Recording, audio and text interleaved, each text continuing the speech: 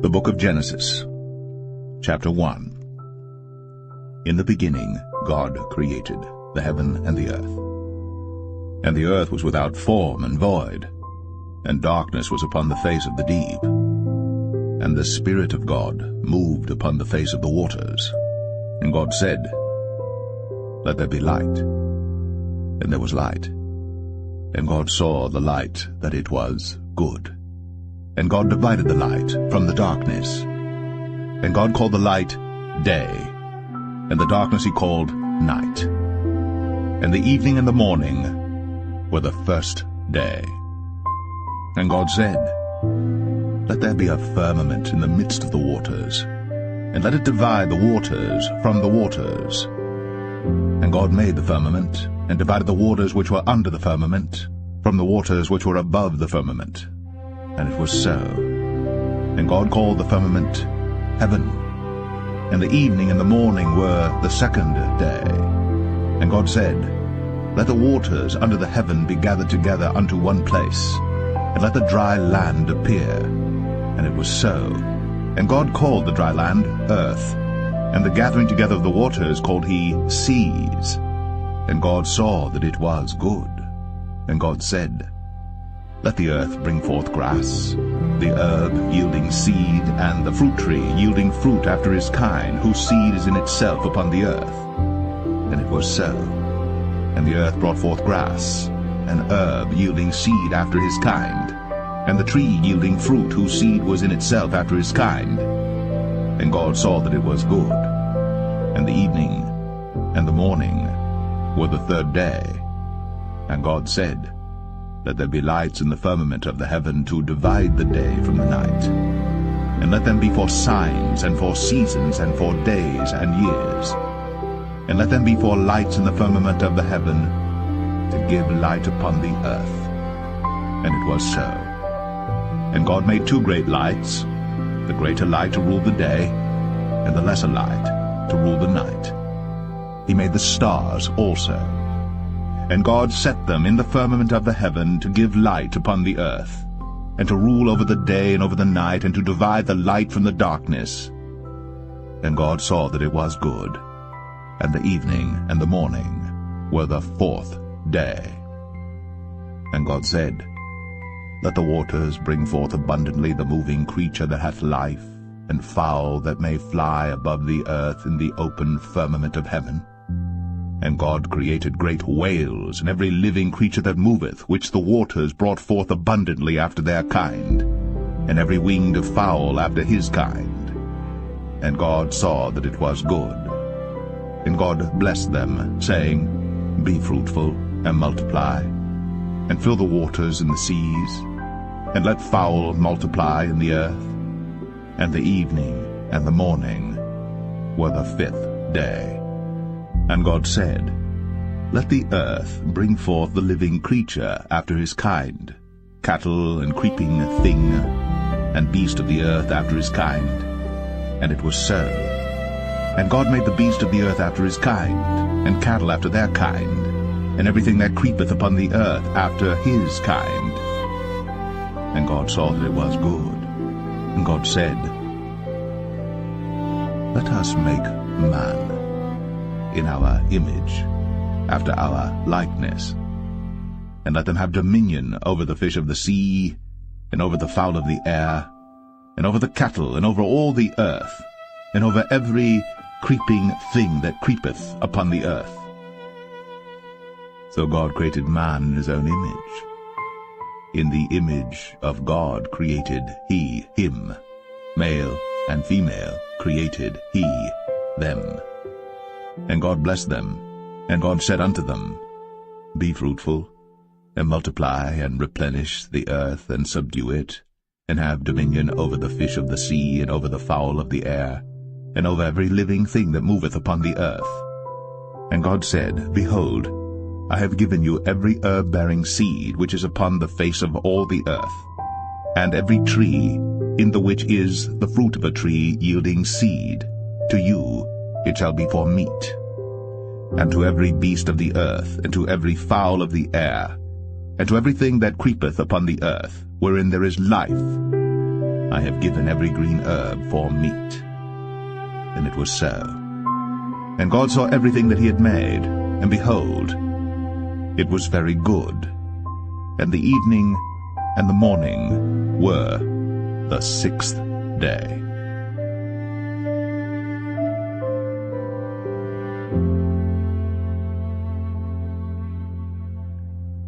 Genesis 2. Thus the heavens and the earth were finished, and all the host of them. And on the seventh day God ended his work which he had made, and he rested on the seventh day from all his work which he had made. And God blessed the seventh day, and sanctified it, because that in it he had rested from all his work which God created and made. These are the generations of the heavens and of the earth when they were created, in the day that the Lord God made the earth and the heavens. And every plant of the field before it was in the earth, and every herb of the field before it grew. For the Lord God had not caused it to rain upon the earth, and there was not a man to till the ground. But there went up a mist from the earth, and watered the whole face of the ground. And the Lord God formed man of the dust of the ground, and breathed into his nostrils the breath of life. And man became a living soul. And the Lord God planted a garden eastward in Eden, and there he put the man whom he had formed. And out of the ground made the Lord God to grow every tree that is pleasant to the sight, and good for food, the tree of life also in the midst of the garden, and the tree of knowledge of good and evil. And a river went out of Eden to water the garden, and from thence it was parted, and became into 4 heads. The name of the first is Pison. That is it which compasseth the whole land of Havilah, where there is gold. And the gold of that land is good. There is bdellium, and the onyx stone. And the name of the second river is Gihon. The same is it that compasseth the whole land of Ethiopia. And the name of the third river is Hiddekel. That is it which goeth toward the east of Assyria. And the fourth river is Euphrates. And the Lord God took the man, and put him into the Garden of Eden to dress it, and to keep it. And the Lord God commanded the man, saying, Of every tree of the garden thou mayest freely eat, but of the tree of the knowledge of good and evil thou shalt not eat of it. For in the day that thou eatest thereof thou shalt surely die. And the Lord God said, It is not good that the man should be alone. I will make him an helpmeet for him. And out of the ground the Lord God formed every beast of the field and every fowl of the air, and brought them unto Adam to see what he would call them. And whatsoever Adam called every living creature, that was the name thereof. And Adam gave names to all cattle, and to the fowl of the air, and to every beast of the field. But for Adam there was not found an helpmeet for him. And the Lord God caused a deep sleep to fall upon Adam, and he slept. And he took one of his ribs, and closed up the flesh instead thereof. And the rib which the Lord God had taken from man made he a woman, and brought her unto the man. And Adam said, This is now bone of my bones, and flesh of my flesh. She shall be called woman, because she was taken out of man. Therefore shall a man leave his father and his mother, and shall cleave unto his wife, and they shall be one flesh. And they were both naked, the man and his wife, and were not ashamed.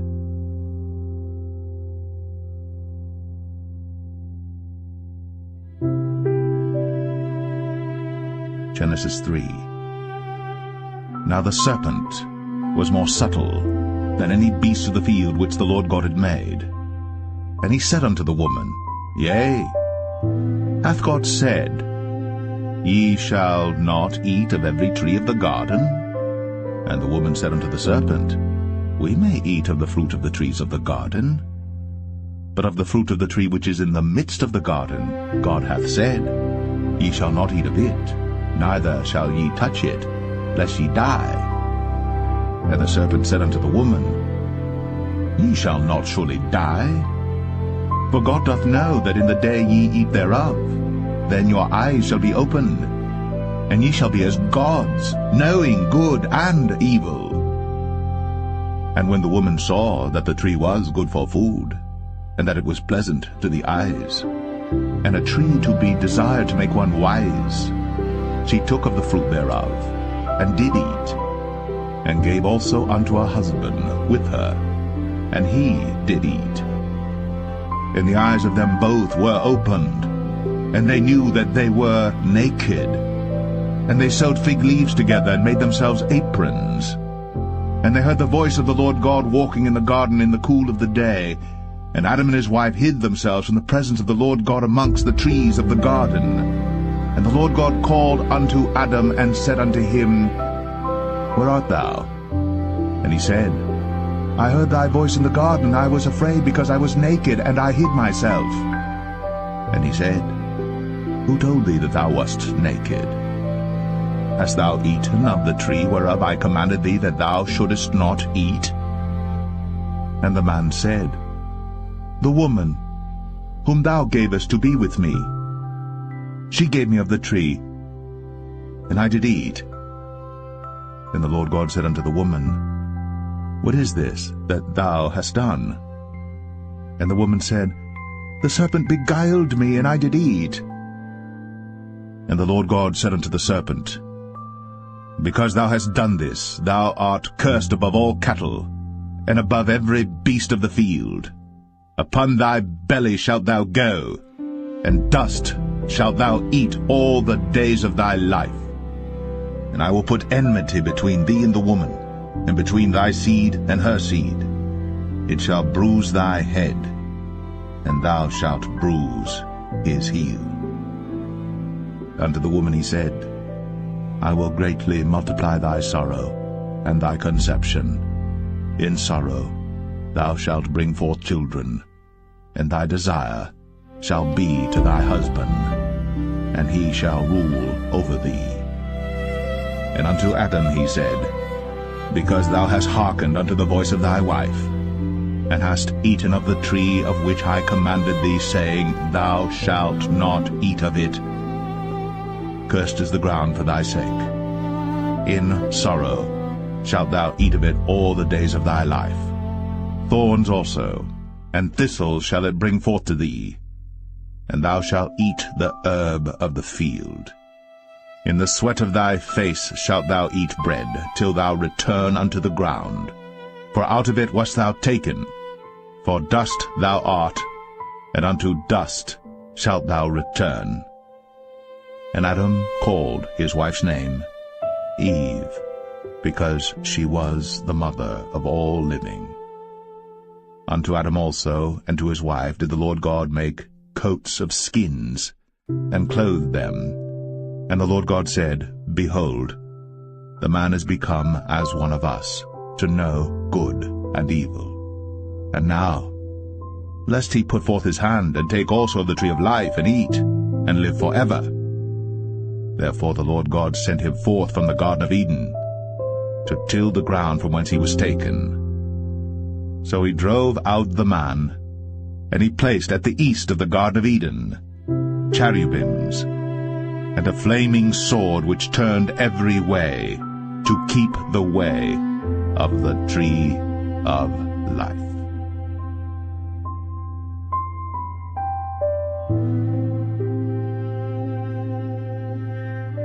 Genesis 4.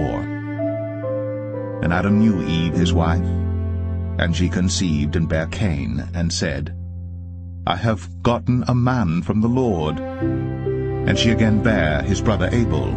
And Abel was a keeper of sheep, but Cain was a tiller of the ground. And in process of time it came to pass that Cain brought of the fruit of the ground an offering unto the Lord. And Abel he also brought of the firstlings of his flock, and of the fat thereof. And the Lord had respect unto Abel and to his offering. But unto Cain and to his offering he had not respect. And Cain was very wroth, and his countenance fell. And the Lord said unto Cain, Why art thou wroth? And why is thy countenance fallen? If thou doest well, shalt thou not be accepted? And if thou doest not well, sin lieth at the door, and unto thee shall be his desire, and thou shalt rule over him. And Cain talked with Abel his brother. And it came to pass, when they were in the field, that Cain rose up against Abel his brother, and slew him. And the Lord said unto Cain, Where is Abel thy brother? And he said, I know not. Am I my brother's keeper? And he said, What hast thou done? The voice of thy brother's blood crieth unto me from the ground. And now art thou cursed from the earth, which hath opened her mouth to receive thy brother's blood from thy hand. When thou tillest the ground, it shall not henceforth yield unto thee her strength. A fugitive and a vagabond shalt thou be in the earth. And Cain said unto the Lord, My punishment is greater than I can bear. Behold, thou hast driven me out this day from the face of the earth, and from thy face shall I be hid. And I shall be a fugitive and a vagabond in the earth. And it shall come to pass that every one that findeth me shall slay me. And the Lord said unto him, Therefore whosoever slayeth Cain, vengeance shall be taken on him sevenfold. And the Lord set a mark upon Cain, lest any finding him should kill him. And Cain went out from the presence of the Lord, and dwelt in the land of Nod, on the east of Eden. And Cain knew his wife, and she conceived, and bare Enoch. And he builded a city, and called the name of the city after the name of his son, Enoch. And unto Enoch was born Irad, and Irad begat Mahushael, and Mahushael begat Methusael, and Methusael begat Lamech. And Lamech took unto him 2 wives. The name of the one was Adah, and the name of the other Zillah. And Adah bare Jabal. He was the father of such as dwell in tents, and of such as have cattle. And his brother's name was Jubal. He was the father of all such as handle the harp and organ. And Zillah, she also bare Tubal-Cain, an instructor of every artificer in brass and iron. And the sister of Tubal-Cain was Naamah. And Lamech said unto his wives, Adah and Zillah, Hear my voice, ye wives of Lamech, hearken unto my speech. For I have slain a man to my wounding, and a young man to my hurt. If Cain shall be avenged sevenfold, truly Lamech 77-fold. And Adam knew his wife again, and she bare a son, and called his name Seth. For God, said she, hath appointed me another seed instead of Abel, whom Cain slew. And to Seth, to him also there was born a son, and he called his name Enos. Then began men to call upon the name of the Lord.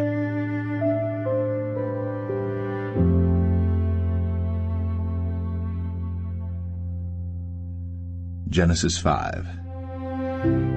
This is the book of the generations of Adam. In the day that God created man, in the likeness of God made he him. Male and female created he them, and blessed them, and called their name Adam, in the day when they were created. And Adam lived 130 years, and begat a son in his own likeness, after his image, and called his name Seth. And the days of Adam after he had begotten Seth were 800 years, and he begat sons and daughters. And all the days that Adam lived were 930 years, and he died. And Seth lived 105 years, and begat Enos. And Seth lived after he begat Enos 807 years, and begat sons and daughters. And all the days of Seth were 912 years, and he died. And Enos lived 90 years, and begat Canaan. And Enos lived after he begat Canaan 815 years, and begat sons and daughters. And all the days of Enos were 905 years, and he died. And Canaan lived 70 years, and begat Mahalaleel.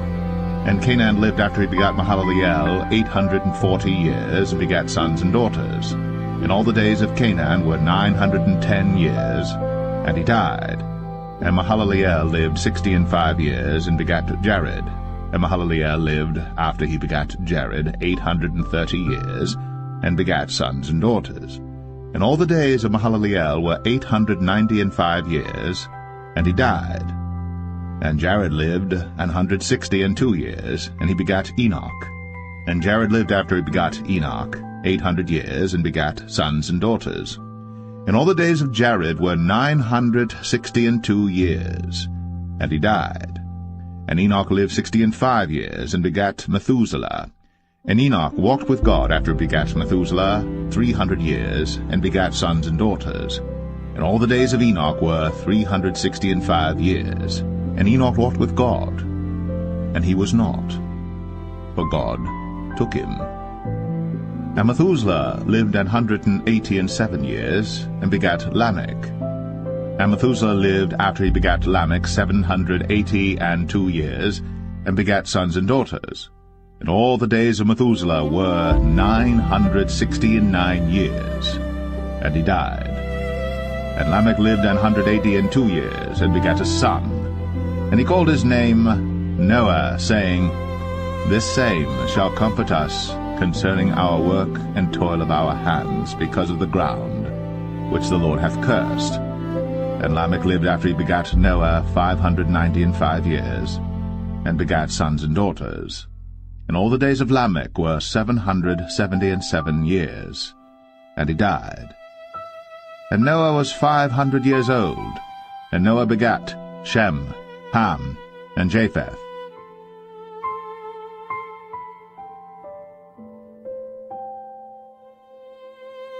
Genesis 6. And it came to pass, when men began to multiply on the face of the earth, and daughters were born unto them, that the sons of God saw the daughters of men that they were fair, and they took them wives of all which they chose. And the Lord said, My spirit shall not always strive with man, for that he also is flesh, yet his days shall be 120 years. There were giants in the earth in those days, and also after that, when the sons of God came in unto the daughters of men, and they bare children to them, the same became mighty men which were of old, men of renown. And God saw that the wickedness of man was great in the earth, and that every imagination of the thoughts of his heart was only evil continually. And it repented the Lord that he had made man on the earth, and it grieved him at his heart. And the Lord said, I will destroy man whom I have created from the face of the earth, both man and beast, and the creeping thing, and the fowls of the air, for it repenteth me that I have made them. But Noah found grace in the eyes of the Lord. These are the generations of Noah. Noah was a just man, and perfect in his generations. And Noah walked with God. And Noah begat 3 sons, Shem, Ham, and Japheth. The earth also was corrupt before God, and the earth was filled with violence. And God looked upon the earth, and behold, it was corrupt, for all flesh had corrupted his way upon the earth. And God said unto Noah, The end of all flesh is come before me, for the earth is filled with violence through them, and behold, I will destroy them with the earth. Make thee an ark of gopher wood. Rooms shalt thou make in the ark, and shalt pitch it within and without with pitch. And this is the fashion which thou shalt make it of. The length of the ark shall be 300 cubits, the breadth of it 50 cubits, and the height of it 30 cubits. A window shalt thou make to the ark, and in a cubit shalt thou finish it above. And the door of the ark shalt thou set in the side thereof, with lower, second, and third stories shalt thou make it. And behold, I, even I, do bring a flood of waters upon the earth to destroy all flesh wherein is the breath of life from under heaven. And everything that is in the earth shall die. But with thee will I establish my covenant, and thou shalt come into the ark, thou, and thy sons, and thy wife, and thy sons' wives with thee. And of every living thing of all flesh, 2 of every sort shalt thou bring into the ark, to keep them alive with thee. They shall be male and female.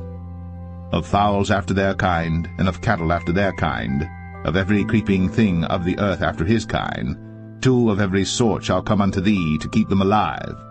And take thou unto thee of all food that is eaten, and thou shalt gather it to thee, and it shall be for food for thee and for them.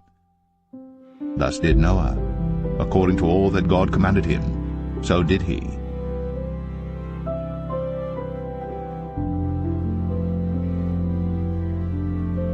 Genesis 7. And the Lord said unto Noah, Come thou and all thy house into the ark, for thee have I seen righteous before me in this generation. Of every clean beast thou shalt take to thee by 7s, the male and his female, and of beasts that are not clean by 2, the male and his female.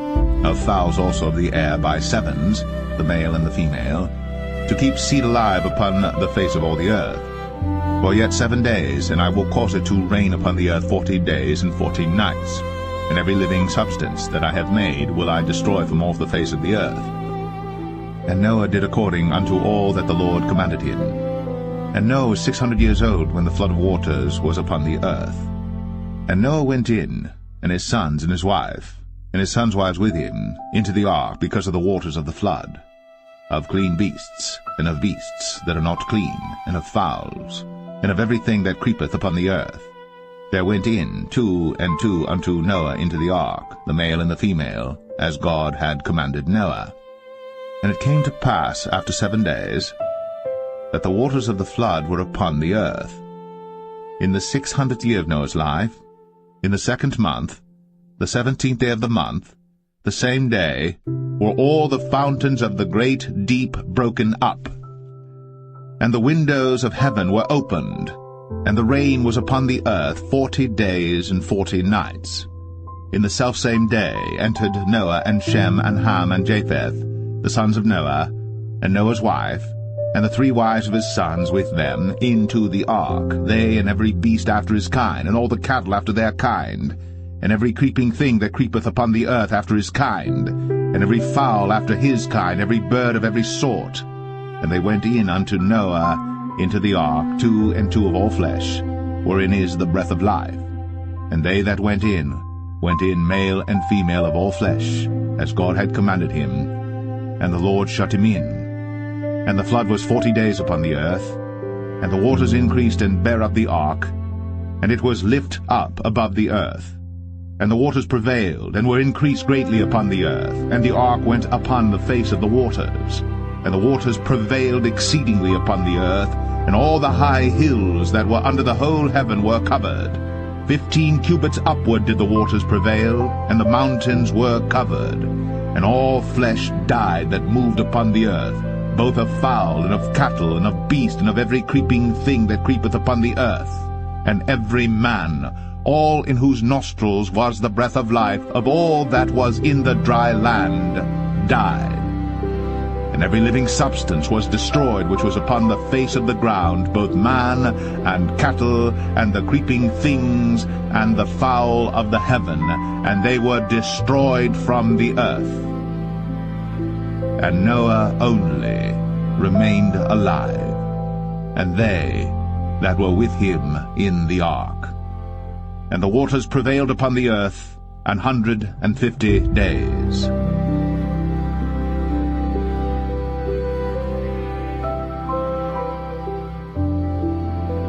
Genesis 8. And God remembered Noah, and every living thing, and all the cattle that was with him in the ark. And God made a wind pass over the earth, and the waters assuaged. The fountains also of the deep, and the windows of heaven were stopped, and the rain from heaven was restrained. And the waters returned from off the earth continually. And after the end of the 150 days the waters were abated. And the ark rested in the 7th month, on the 17th day of the month, upon the mountains of Ararat. And the waters decreased continually until the 10th month. In the 10th month, on the 1st day of the month, were the tops of the mountains seen. And it came to pass at the end of 40 days that Noah opened the window of the ark which he had made. And he sent forth a raven, which went forth to and fro until the waters were dried up from off the earth. Also he sent forth a dove from him, to see if the waters were abated from off the face of the ground. But the dove found no rest for the sole of her foot. And she returned unto him into the ark, for the waters were on the face of the whole earth. Then he put forth his hand, and took her, and pulled her in unto him into the ark. And he stayed yet other 7 days, and again he sent forth the dove out of the ark. And the dove came in to him in the evening, and lo, in her mouth was an olive leaf plucked off. So Noah knew that the waters were abated from off the earth. And he stayed yet other 7 days, and sent forth the dove, which returned not again unto him any more. And it came to pass, in the 601st year, in the 1st month, the 1st day of the month, the waters were dried up from off the earth. And Noah removed the covering of the ark, and looked, and behold, the face of the ground was dry. And in the 2nd month, on the 27th day of the month, was the earth dried. And God spake unto Noah, saying, Go forth of the ark, thou, and thy wife, and thy sons wives with thee. Bring forth with thee every living thing that is with thee of all flesh, both of fowl, and of cattle, and of every creeping thing that creepeth upon the earth, that they may breed abundantly in the earth, and be fruitful and multiply upon the earth. And Noah went forth, and his sons and his wife, and his sons' wives with him, every beast, every creeping thing, and every fowl, and whatsoever creepeth upon the earth, after their kinds, went forth out of the ark. And Noah builded an altar unto the Lord, and took of every clean beast, and of every clean fowl, and offered burnt offerings on the altar. And the Lord smelled a sweet savour. And the Lord said in his heart, I will not again curse the ground any more for man's sake. For the imagination of man's heart is evil from his youth, neither will I again smite any more everything living, as I have done. While the earth remaineth, seedtime and harvest, and cold and heat, and summer and winter, and day and night, shall not cease.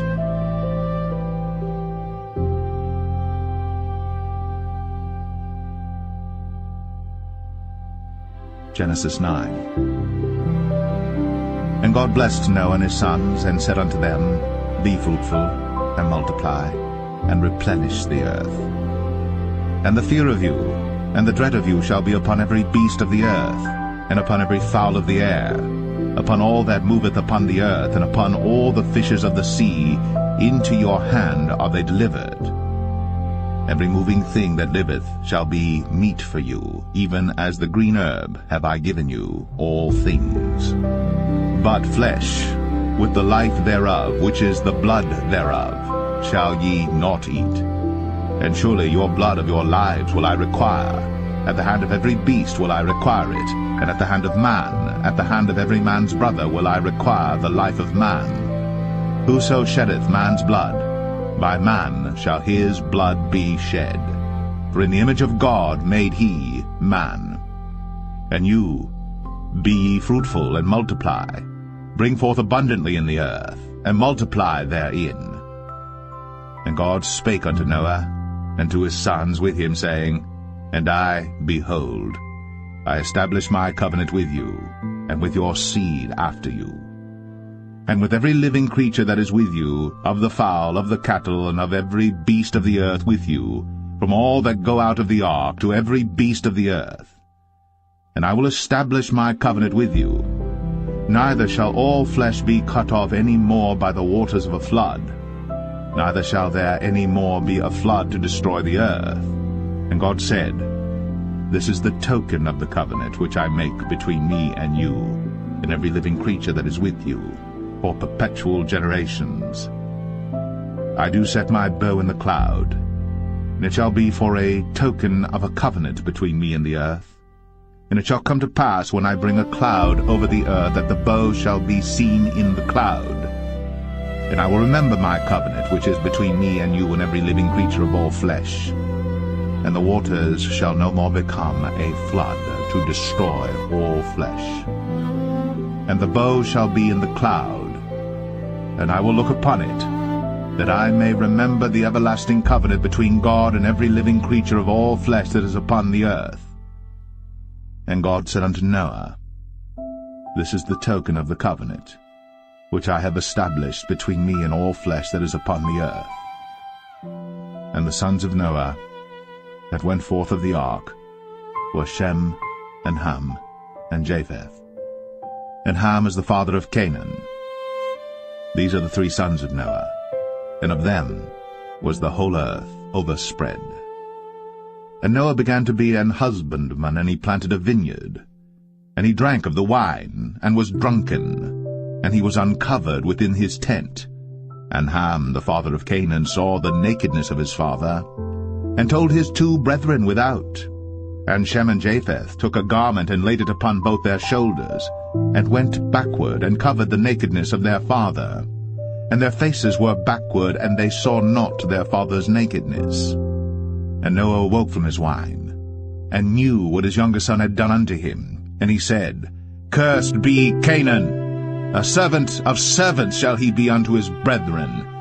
And he said, Blessed be the Lord God of Shem, and Canaan shall be his servant.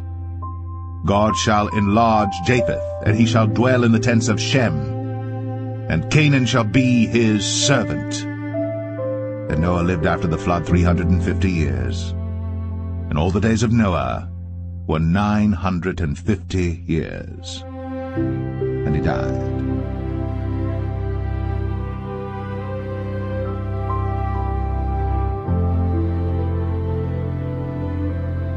Genesis 10. Now these are the generations of the sons of Noah, Shem, Ham, and Japheth.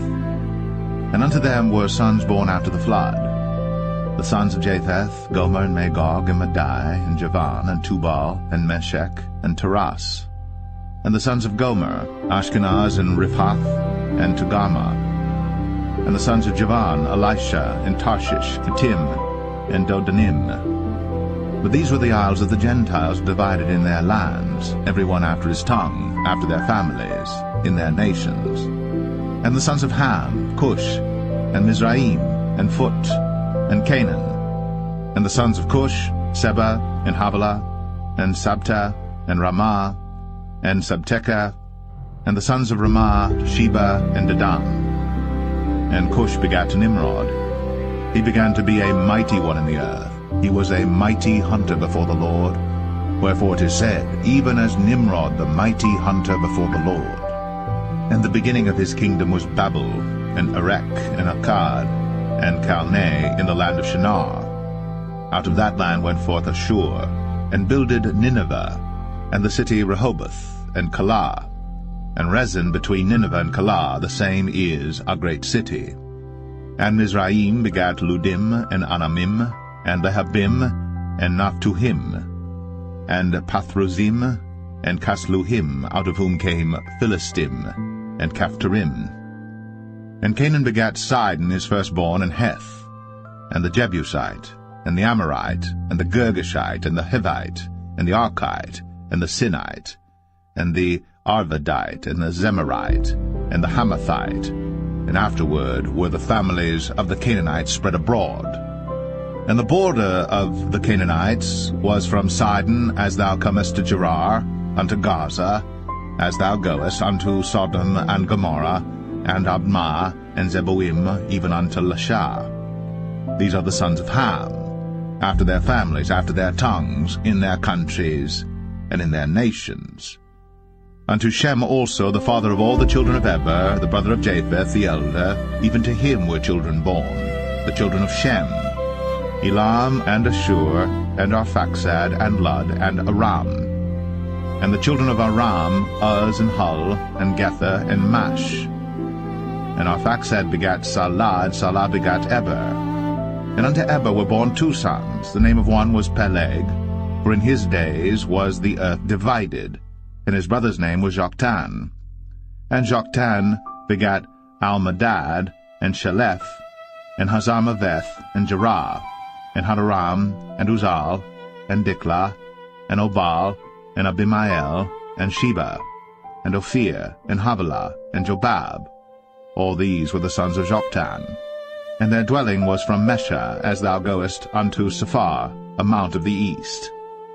These are the sons of Shem, after their families, after their tongues, in their lands, after their nations. These are the families of the sons of Noah, after their generations, in their nations, and by these were the nations divided in the earth after the flood.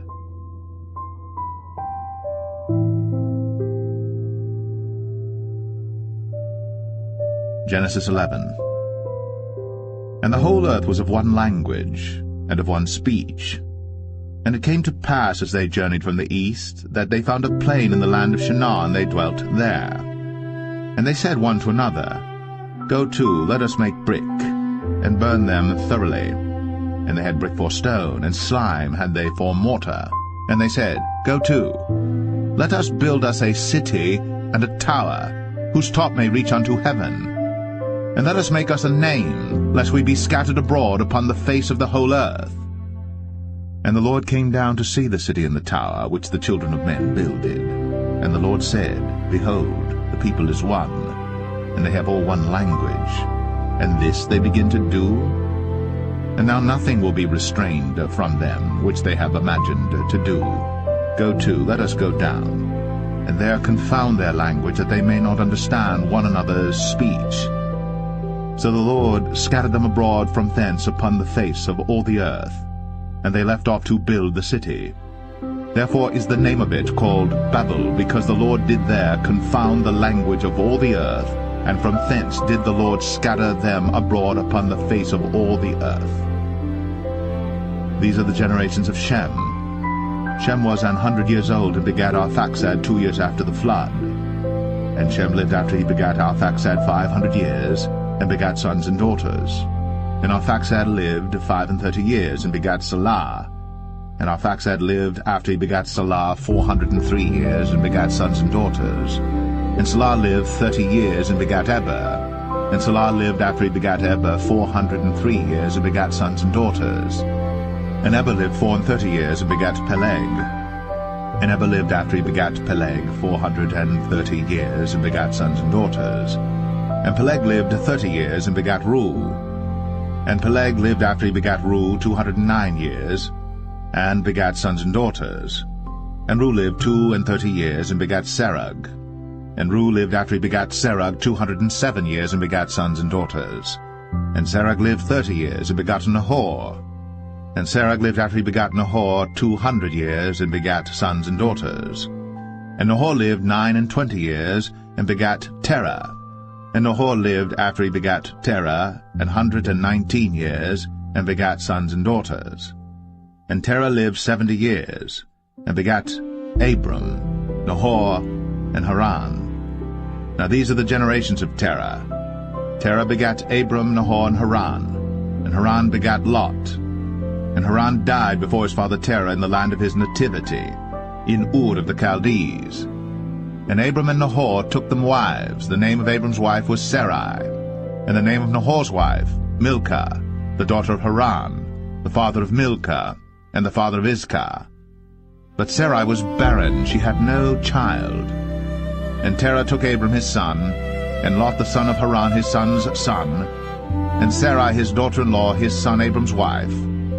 And they went forth with them from Ur of the Chaldees, to go into the land of Canaan. And they came unto Haran, and dwelt there.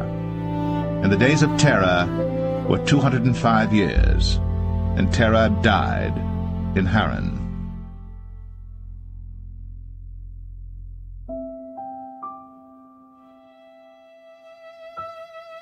Genesis 12. Now the Lord had said unto Abram, Get thee out of thy country, and from thy kindred, and from thy father's house, unto a land that I will show thee. And I will make of thee a great nation, and I will bless thee, and make thy name great, and thou shalt be a blessing. And I will bless them that bless thee, and curse him that curseth thee. And in thee shall all families of the earth be blessed. So Abram departed, as the Lord had spoken unto him. And Lot went with him. And Abram was 75 years old when he departed out of Haran.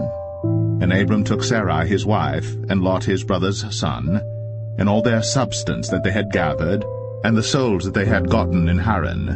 And they went forth to go into the land of Canaan, and into the land of Canaan they came. And Abram passed through the land unto the place of Sichem, unto the plain of Moreh, and the Canaanite was then in the land. And the Lord appeared unto Abram, and said, Unto thy seed will I give this land. And there builded he an altar unto the Lord, who appeared unto him. And he removed from thence unto a mountain on the east of Bethel, and pitched his tent, having Bethel on the west, and Ai on the east. And there he builded an altar unto the Lord, and called upon the name of the Lord. And Abram journeyed, going on still toward the south. And there was a famine in the land, and Abram went down into Egypt to sojourn there, for the famine was grievous in the land. And it came to pass, when he was come near to enter into Egypt, that he said unto Sarai his wife, Behold now, I know that thou art a fair woman to look upon. Therefore it shall come to pass, when the Egyptians shall see thee, that they shall say, This is his wife, and they will kill me, but they will save thee alive. Say, I pray thee, Thou art my sister, that it may be well with me for thy sake, and my soul shall live because of thee. And it came to pass, that when Abram was come into Egypt, the Egyptians beheld the woman that she was very fair. The princes also of Pharaoh saw her, and commended her before Pharaoh. And the woman was taken into Pharaoh's house. And he entreated Abram well for her sake. And he had sheep and oxen and he-asses, and menservants and maidservants, and she-asses, and camels. And the Lord plagued Pharaoh and his house with great plagues because of Sarai, Abram's wife. And Pharaoh called Abram and said, What is this that thou hast done unto me? Why didst thou not tell me that she was thy wife?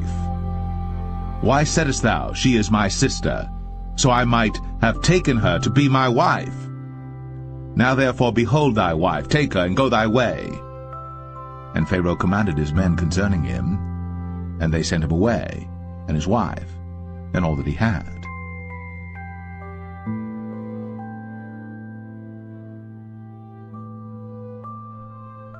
Genesis 13. And Abram went up out of Egypt, he and his wife, and all that he had, and Lot with him, into the south. And Abram was very rich in cattle, in silver, and in gold. And he went on his journeys from the south even to Bethel, unto the place where his tent had been at the beginning, between Bethel and Ai, unto the place of the altar which he had made there at the first. And there Abram called on the name of the Lord. And Lot also, which went with Abram, had flocks and herds and tents. And the land was not able to bear them, that they might dwell together, for their substance was great, so that they could not dwell together. And there was a strife between the herdmen of Abram's cattle and the herdmen of Lot's cattle. And the Canaanite and the Perizzite dwelled then in the land. And Abram said unto Lot, Let there be no strife, I pray thee, between me and thee, and between my herdmen and thy herdmen, for we be brethren. Is not the whole land before thee? Separate thyself, I pray thee, from me. If thou wilt take the left hand, then I will go to the right. Or if thou depart to the right hand, then I will go to the left. And Lot lifted up his eyes, and beheld all the plain of Jordan, that it was well watered everywhere, before the Lord destroyed Sodom and Gomorrah, even as the garden of the Lord, like the land of Egypt, as thou comest unto Zoar. Then Lot chose him all the plain of Jordan, and Lot journeyed east. And they separated themselves the one from the other. Abram dwelled in the land of Canaan, and Lot dwelled in the cities of the plain, and pitched his tent toward Sodom. But the men of Sodom were wicked and sinners before the Lord exceedingly. And the Lord said unto Abram, after that Lot was separated from him, Lift up now thine eyes, and look from the place where thou art, northward and southward, and eastward and westward. For all the land which thou seest, to thee will I give it, and to thy seed forever. And I will make thy seed as the dust of the earth, so that if a man can number the dust of the earth, then shall thy seed also be numbered. Arise, walk through the land in the length of it, and in the breadth of it, for I will give it unto thee. Then Abram removed his tent, and came and dwelt in the plain of Mamre, which is in Hebron, and built there an altar unto the Lord.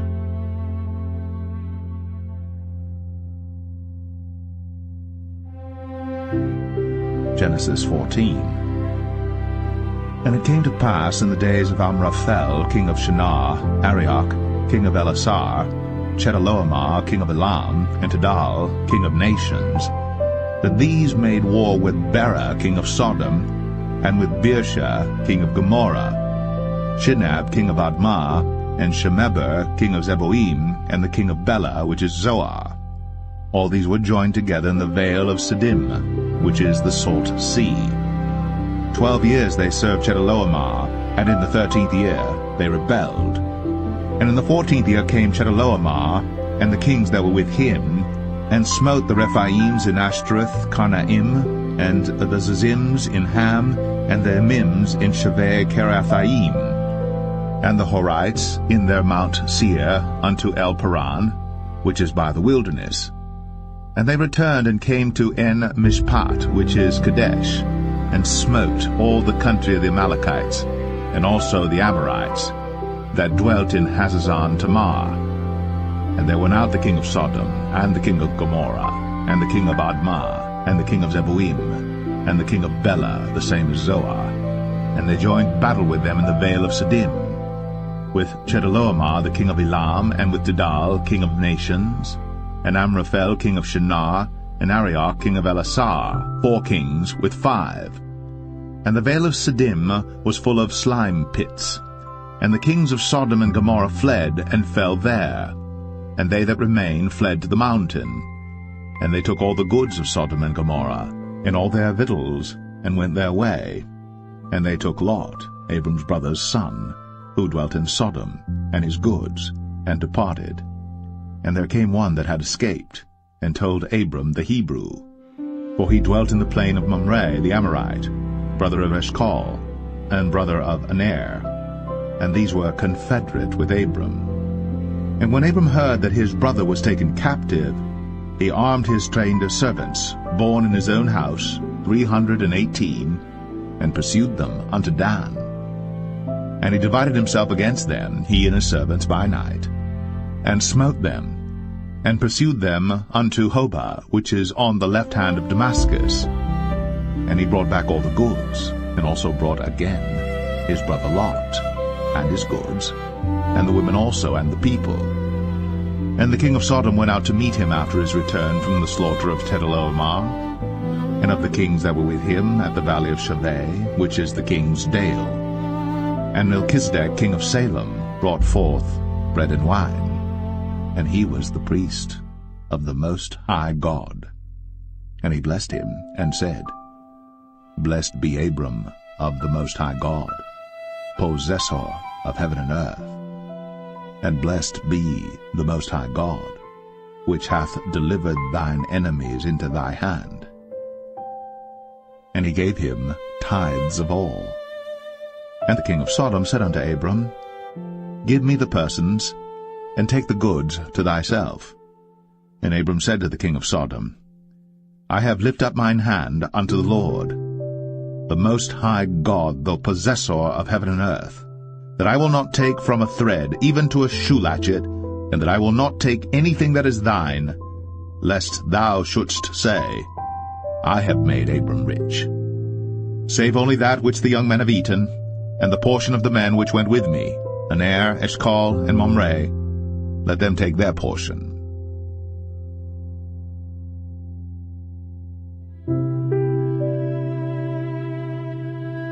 Genesis 15.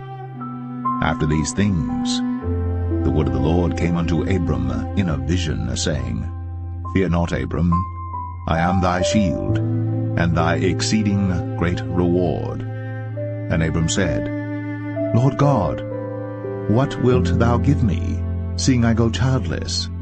and the steward of my house is this Eliezer of Damascus. And Abram said, Behold, to me thou hast given no seed, and lo, one born in my house is mine heir.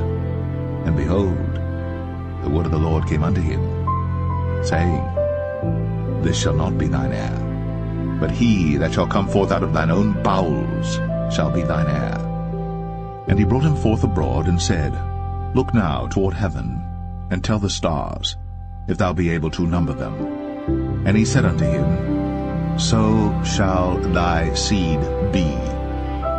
And he believed in the Lord, and he counted it to him for righteousness. And he said unto him, I am the Lord that brought thee out of Ur of the Chaldees, to give thee this land to inherit it. And he said, Lord God, whereby shall I know that I shall inherit it? And he said unto him, Take me an heifer of 3 years old, and a she-goat of 3 years old, and a ram of 3 years old, and a turtle dove, and a young pigeon. And he took unto him all these, and divided them in the midst, and laid each piece one against another. But the birds divided he not. And when the fowls came down upon the carcasses, Abram drove them away. And when the sun was going down, a deep sleep fell upon Abram, and lo, an horror of great darkness fell upon him. And he said unto Abram, Know of a surety that thy seed shall be a stranger in a land that is not theirs, and shall serve them, and they shall afflict them 400 years. And also that nation whom they shall serve will I judge, and afterward shall they come out with great substance. And thou shalt go to thy fathers in peace. Thou shalt be buried in a good old age. But in the 4th generation they shall come hither again, for the iniquity of the Amorites is not yet full. And it came to pass that when the sun went down, and it was dark, behold, a smoking furnace, and a burning lamp that passed between those pieces. In the same day the Lord made a covenant with Abram, saying, Unto thy seed have I given this land, from the river of Egypt unto the great river, the river Euphrates, the Kenites, and the Kenizzites, and the Cadmonites, and the Hittites, and the Perizzites, and the Rephaims, and the Amorites, and the Canaanites, and the Girgashites, and the Jebusites.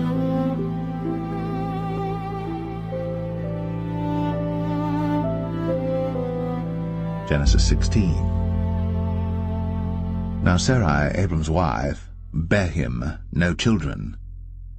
And she had an handmaid, an Egyptian, whose name was Hagar. And Sarai said unto Abram, Behold now, the Lord hath restrained me from bearing. I pray thee, go in unto my maid. It may be that I may obtain children by her. And Abram hearkened to the voice of Sarai. And Sarai, Abram's wife, took Hagar her maid, the Egyptian, after Abram had dwelt 10 years in the land of Canaan, and gave her to her husband Abram to be his wife. And he went in unto Hagar, and she conceived. And when she saw that she had conceived, her mistress was despised in her eyes. And Sarai said unto Abram, My wrong be upon thee. I have given my maid into thy bosom, and when she saw that she had conceived, I was despised in her eyes. The Lord judge between me and thee. But Abram said unto Sarai, Behold, thy maid is in thy hand. Do to her as it pleaseth thee. And when Sarai dealt hardly with her, she fled from her face. And the angel of the Lord found her by a fountain of water in the wilderness, by the fountain in the way to Shur. And he said, Hagar, Sarai's maid, whence camest thou? And whither wilt thou go? And she said, I flee from the face of my mistress Sarai. And the angel of the Lord said unto her, Return to thy mistress, and submit thyself unto her hands. And the angel of the Lord said unto her, I will multiply thy seed exceedingly, that it shall not be numbered for multitude. And the angel of the Lord said unto her, Behold, thou art with child, and shalt bear a son, and shalt call his name Ishmael, because the Lord hath heard thy affliction. And he will be a wild man, his hand will be against every man, and every man's hand against him. And he shall dwell in the presence of all his brethren. And she called the name of the Lord that spake unto her, Thou God seest me. For she said, Have I also here looked after him that seeth me? Wherefore the well was called Beer Lohai Roi. Behold, it is between Kadesh and Bered. And Hagar bare Abram a son, and Abram called his son's name, which Hagar bare, Ishmael. And Abram was 86 years old, when Hagar bare Ishmael to Abram.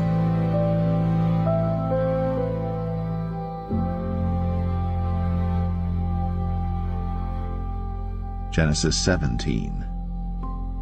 And when Abram was 90 years old and 9, the Lord appeared to Abram and said unto him, I am the Almighty God. Walk before me, and be thou perfect. And I will make my covenant between me and thee, and will multiply thee exceedingly. And Abram fell on his face. And God talked with him, saying, As for me, behold, my covenant is with thee, and thou shalt be a father of many nations. Neither shall thy name any more be called Abram, but thy name shall be Abraham. For a father of many nations have I made thee. And I will make thee exceeding fruitful, and I will make nations of thee, and kings shall come out of thee. And I will establish my covenant between me and thee and thy seed after thee in their generations for an everlasting covenant, to be a God unto thee, and to thy seed after thee. And I will give unto thee and to thy seed after thee the land wherein thou art a stranger, all the land of Canaan, for an everlasting possession, and I will be their God. And God said unto Abraham, Thou shalt keep my covenant therefore, thou and thy seed after thee in their generations. This is my covenant which ye shall keep between me and you and thy seed after thee. Every man-child among you shall be circumcised, and ye shall circumcise the flesh of your foreskin, and it shall be a token of the covenant betwixt me and you. And he that is 8 days old shall be circumcised among you, every man-child in your generations, he that is born in the house, or bought with money of any stranger, which is not of thy seed. He that is born in thy house, and he that is bought with thy money, must needs be circumcised. And my covenant shall be in your flesh, for an everlasting covenant. And the uncircumcised man-child, whose flesh of his foreskin is not circumcised, that soul shall be cut off from his people. He hath broken my covenant. And God said unto Abraham, As for Sarai thy wife, thou shalt not call her name Sarai, but Sarah shall her name be. And I will bless her, and give thee a son also of her. Yea, I will bless her. And she shall be a mother of nations, kings of people shall be of her. Then Abram fell upon his face, and laughed, and said in his heart, Shall a child be born unto him that is 100 years old? And shall Sarah that is 90 years old bear? And Abraham said unto God, Oh, that Ishmael might live before thee. And God said, Sarah thy wife shall bear thee a son indeed, and thou shalt call his name Isaac. And I will establish my covenant with him for an everlasting covenant, and with his seed after him. And as for Ishmael, I have heard thee. Behold, I have blessed him, and will make him fruitful, and will multiply him exceedingly. 12 princes shall he beget, and I will make him a great nation. But my covenant will I establish with Isaac, which Sarah shall bear unto thee at this set time in the next year. And he left off talking with him, and God went up from Abraham. And Abraham took Ishmael his son, and all that were born in his house, and all that were bought with his money, every male among the men of Abraham's house, and circumcised the flesh of their foreskin in the selfsame day, as God had said unto him. And Abraham was 90 years old and 9 when he was circumcised in the flesh of his foreskin. And Ishmael his son was 13 years old when he was circumcised in the flesh of his foreskin. In the selfsame day was Abraham circumcised, and Ishmael his son. And all the men of his house, born in the house, and bought with money of the stranger, were circumcised with him.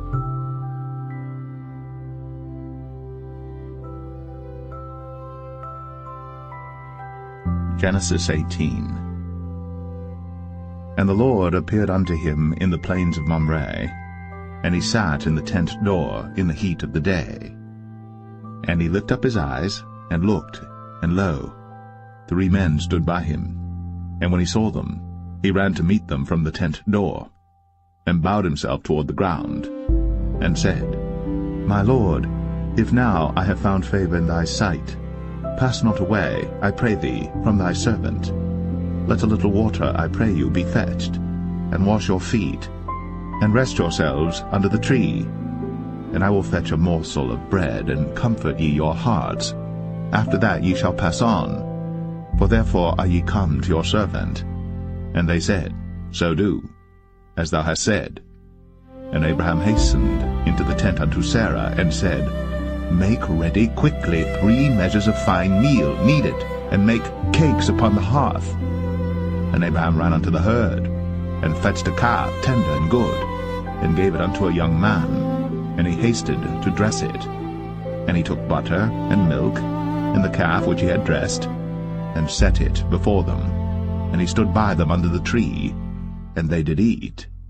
And they said unto him, Where is Sarah thy wife? And he said, Behold, in the tent.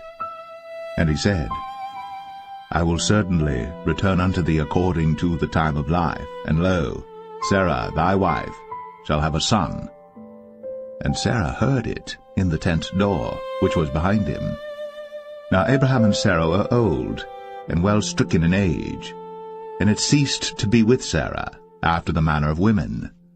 Therefore Sarah laughed within herself, saying, After I am waxed old shall I have pleasure, my Lord being old also? And the Lord said unto Abraham, Wherefore did Sarah laugh, saying, Shall I of a surety bear a child, which am old? Is anything too hard for the Lord? At the time appointed I will return unto thee according to the time of life, and Sarah shall have a son. Then Sarah denied, saying, I laughed not, for she was afraid. And he said, Nay, but thou didst laugh. And the men rose up from thence, and looked toward Sodom. And Abraham went with them to bring them on the way.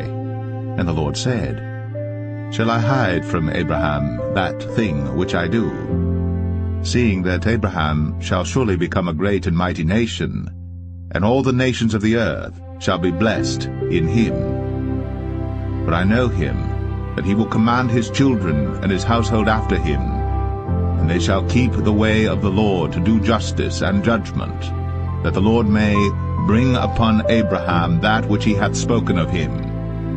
And the Lord said, Because the cry of Sodom and Gomorrah is great, and because their sin is very grievous, I will go down now, and see whether they have done altogether according to the cry of it, which is come unto me. And if not, I will know. And the men turned their faces from thence, and went toward Sodom. But Abraham stood yet before the Lord. And Abraham drew near and said, Wilt thou also destroy the righteous with the wicked? Peradventure there be 50 righteous within the city. Wilt thou also destroy, and not spare the place, for the 50 righteous that are therein? That be far from thee to do after this manner, to slay the righteous with the wicked, and that the righteous should be as the wicked. That be far from thee. Shall not the judge of all the earth do right? And the Lord said, If I find in Sodom 50 righteous within the city, then I will spare all the place for their sakes. And Abraham answered and said, Behold now, I have taken upon me to speak unto the Lord, which am but dust and ashes. Peradventure, there shall lack 5 of the 50 righteous. Wilt thou destroy all the city for lack of 5? And he said, If I find there 40 and 5, I will not destroy it. And he spake unto him yet again, and said, Peradventure, there shall be 40 found there. And he said, I will not do it for 40's sake. And he said unto him, O, let not the Lord be angry, and I will speak. Peradventure, there shall 30 be found there. And he said, I will not do it, if I find 30 there. And he said, Behold now, I have taken upon me to speak unto the Lord. Peradventure there shall be 20 found there. And he said, I will not destroy it for 20's sake.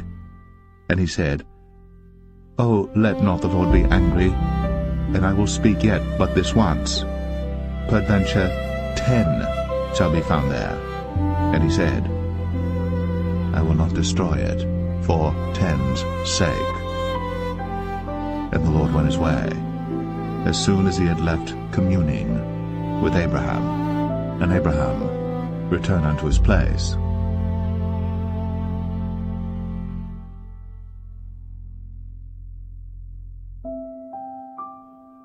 Genesis 19. And there came 2 angels to Sodom at even, and Lot sat in the gate of Sodom. And Lot, seeing them, rose up to meet them. And he bowed himself with his face toward the ground. And he said, Behold now, my lords, turn in, I pray you, into your servant's house, and tarry all night, and wash your feet, and ye shall rise up early and go on your ways. And they said, Nay, but we will abide in the street all night. And he pressed upon them greatly. And they turned in unto him, and entered into his house. And he made them a feast, and did bake unleavened bread, and they did eat. But before they lay down, the men of the city, even the men of Sodom, compassed the house round, both old and young, all the people from every quarter. And they called unto Lot, and said unto him, Where are the men which came into thee this night? Bring them out unto us, that we may know them. And Lot went out at the door unto them, and shut the door after him, and said, I pray you, brethren, do not so wickedly. Behold now, I have 2 daughters which have not known man. Let me, I pray you, bring them out unto you, and do ye to them as is good in your eyes. Only unto these men do nothing, for therefore came they under the shadow of my roof. And they said, Stand back. And they said again, This one fellow came in to sojourn, and he will needs be a judge.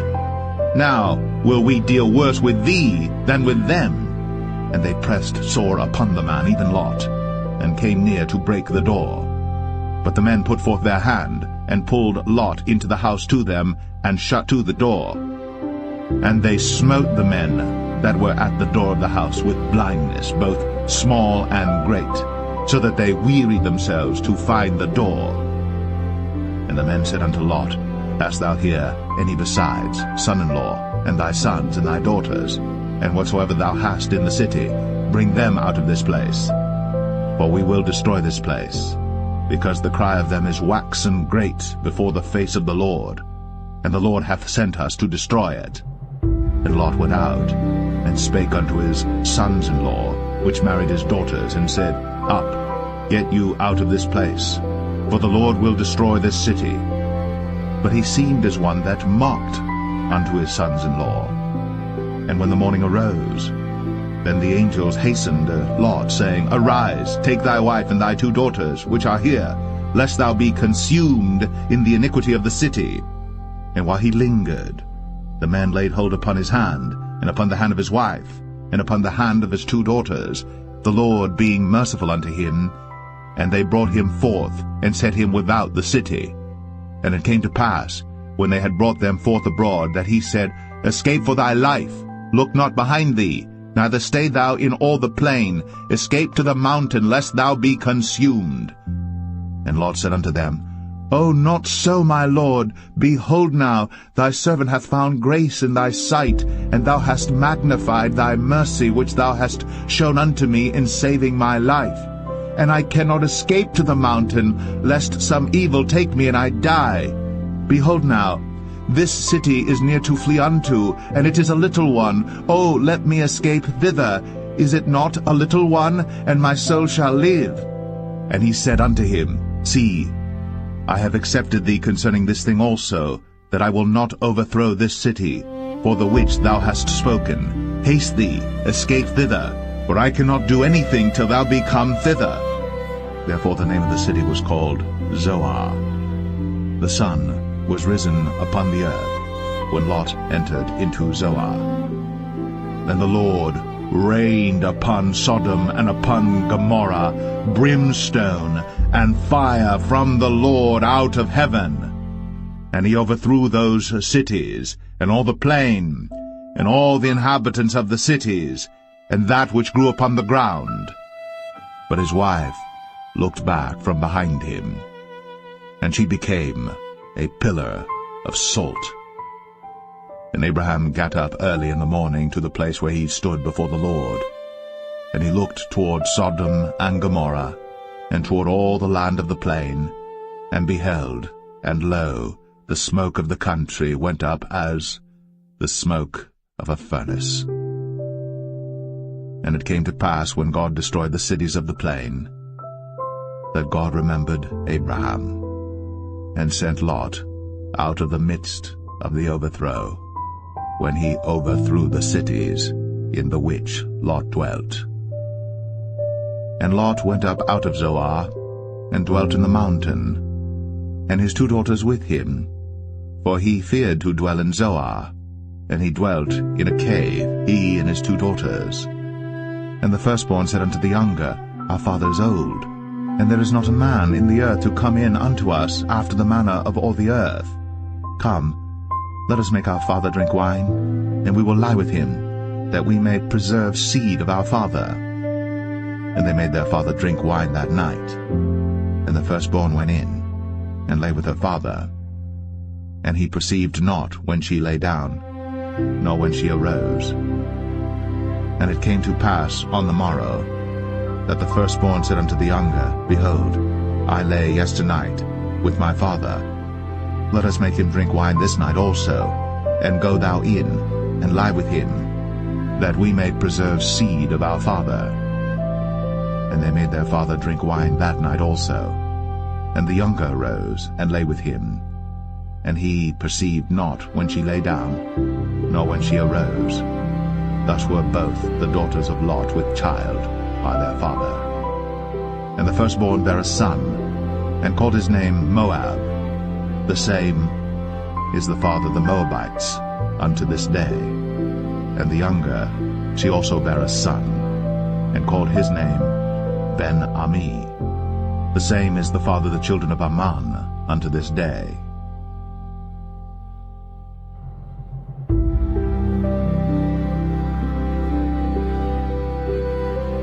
Genesis 20.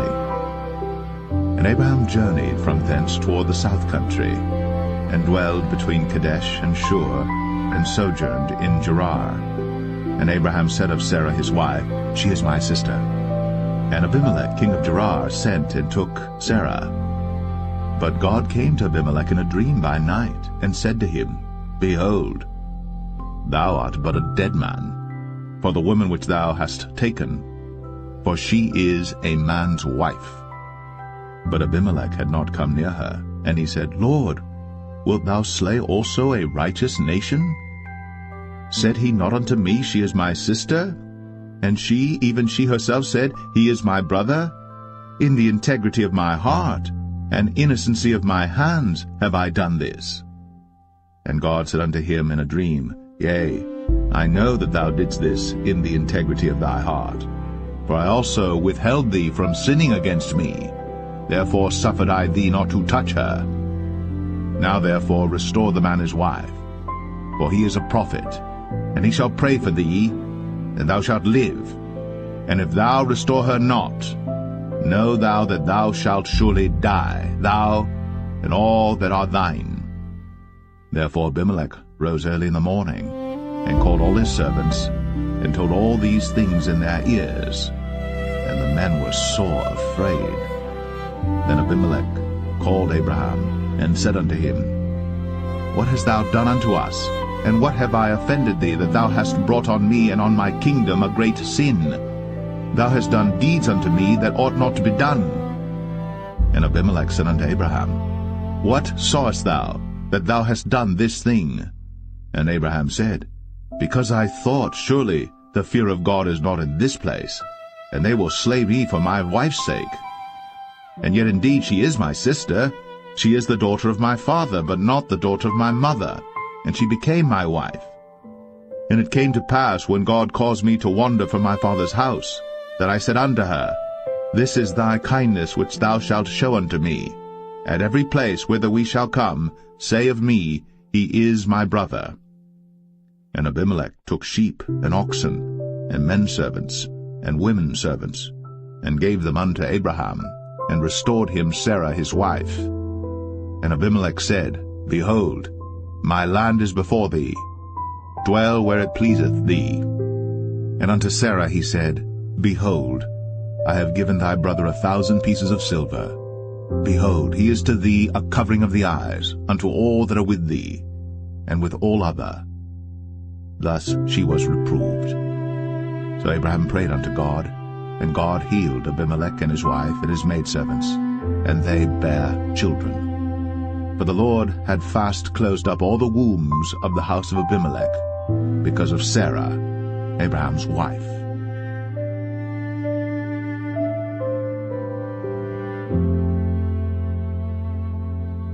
Genesis 21. And the Lord visited Sarah as he had said, and the Lord did unto Sarah as he had spoken. For Sarah conceived, and bare Abraham a son in his old age, at the set time of which God had spoken to him. And Abraham called the name of his son that was born unto him, whom Sarah bare to him, Isaac. And Abraham circumcised his son Isaac, being 8 days old, as God had commanded him. And Abraham was 100 years old when his son Isaac was born unto him. And Sarah said, God hath made me to laugh, so that all that hear will laugh with me. And she said, Who would have said unto Abraham, that Sarah should have given children suck? For I have borne him a son in his old age. And the child grew, and was weaned. And Abraham made a great feast, the same day that Isaac was weaned. And Sarah saw the son of Hagar the Egyptian, which she had borne unto Abraham, mocking. Wherefore she said unto Abraham, Cast out this bondwoman and her son, for the son of this bondwoman shall not be heir with my son, even with Isaac. And the thing was very grievous in Abraham's sight because of his son. And God said unto Abraham, Let it not be grievous in thy sight because of the lad, and because of thy bondwoman. In all that Sarah hath said unto thee, hearken unto her voice. For in Isaac shall thy seed be called. And also of the son of the bondwoman will I make a nation, because he is thy seed. And Abraham rose up early in the morning, and took bread and a bottle of water, and gave it unto Hagar, putting it on her shoulder, and the child, and sent her away. And she departed and wandered in the wilderness of Beersheba. And the water was spent in the bottle, and she cast the child under one of the shrubs. And she went and sat her down over against him a good way off, as it were a bowshot, for she said, Let me not see the death of the child. And she sat over against him, and lifted up her voice, and wept. And God heard the voice of the lad. And the angel of God called to Hagar out of heaven, and said unto her, What aileth thee, Hagar? Fear not, for God hath heard the voice of the lad where he is. Arise, lift up the lad, and hold him in thine hand, for I will make him a great nation. And God opened her eyes, and she saw a well of water, and she went and filled the bottle with water, and gave the lad drink. And God was with the lad, and he grew, and dwelt in the wilderness, and became an archer. And he dwelt in the wilderness of Paran, and his mother took him a wife out of the land of Egypt. And it came to pass at that time that Abimelech and Phicol, the chief captain of his host, spake unto Abraham, saying, God is with thee in all that thou doest. Now therefore swear unto me here by God that thou wilt not deal falsely with me, nor with my son, nor with my son's son, but according to the kindness that I have done unto thee, thou shalt do unto me, and to the land wherein thou hast sojourned. And Abraham said, I will swear. And Abraham reproved Abimelech because of a well of water, which Abimelech's servants had violently taken away. And Abimelech said, I wot not who hath done this thing, neither didst thou tell me, neither yet heard I of it, but today. And Abraham took sheep and oxen, and gave them unto Abimelech, and both of them made a covenant. And Abraham set 7 ewe lambs of the flock by themselves. And Abimelech said unto Abraham, What mean these 7 ewe lambs which thou hast set by themselves? And he said, For these 7 ewe lambs shalt thou take of my hand, that they may be a witness unto me that I have digged this well. Wherefore he called that place Beersheba, because there they sware both of them. Thus they made a covenant at Beersheba. Then Abimelech rose up, and Phicol the chief captain of his host, and they returned into the land of the Philistines. And Abraham planted a grove in Beersheba, and called there on the name of the Lord, the everlasting God. And Abraham sojourned in the Philistines' land many days.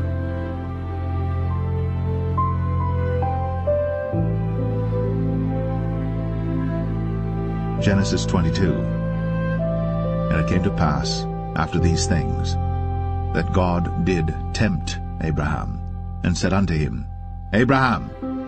And he said, Behold, here I am. And he said, Take now thy son, thine only son Isaac, whom thou lovest, and get thee into the land of Moriah, and offer him there for a burnt offering upon one of the mountains which I will tell thee of. And Abraham rose up early in the morning, and saddled his ass, and took 2 of his young men with him, and Isaac his son, and clave the wood for the burnt offering, and rose up, and went unto the place of which God had told him. Then on the 3rd day Abraham lifted up his eyes, and saw the place afar off. And Abraham said unto his young men, Abide ye here with the ass, and I and the lad will go yonder, and worship, and come again to you. And Abraham took the wood of the burnt offering, and laid it upon Isaac his son. And he took the fire in his hand, and a knife, and they went both of them together. And Isaac spake unto Abraham his father, and said, My father? And he said, Here am I, my son. And he said, Behold, the fire and the wood, but where is the lamb for a burnt offering? And Abraham said, My son, God will provide himself a lamb for a burnt offering. So they went both of them together. And they came to the place which God had told him of. And Abraham built an altar there, and laid the wood in order, and bound Isaac his son, and laid him on the altar upon the wood. And Abraham stretched forth his hand, and took the knife to slay his son. And the angel of the Lord called unto him out of heaven, and said, Abraham, Abraham! And he said, Here am I. And he said, Lay not thine hand upon the lad, neither do thou anything unto him. For now I know that thou fearest God, seeing thou hast not withheld thy son, thine only son, from me. And Abraham lifted up his eyes, and looked, and behold, behind him a ram caught in a thicket by his horns. And Abraham went, and took the ram, and offered him up for a burnt offering in the stead of his son. And Abraham called the name of that place Jehovah-Jireh, as it is said to this day, In the mount of the Lord it shall be seen. And the angel of the Lord called unto Abraham out of heaven the 2nd time, and said, By myself have I sworn, saith the Lord, for because thou hast done this thing, and hast not withheld thy son, thine only son, that in blessing I will bless thee, and in multiplying I will multiply thy seed as the stars of the heaven, and as the sand which is upon the seashore, and thy seed shall possess the gate of his enemies. And in thy seed shall all the nations of the earth be blessed, because thou hast obeyed my voice. So Abraham returned unto his young men, and they rose up, and went together to Beersheba. And Abraham dwelt at Beersheba. And it came to pass after these things, that it was told Abraham, saying, Behold, Milcah, she hath also borne children unto thy brother Nahor, Huz his firstborn, and Buz his brother, and Kemuel the father of Aram, and Chesed, and Hazo, and Pildash, and Jidlaph, and Bethuel. And Bethuel begat Rebekah. These 8 Milcah did bear to Nahor, Abraham's brother. And his concubine, whose name was Rumah, she bare also Tebah, and Gaham, and Thahash, and Maacah.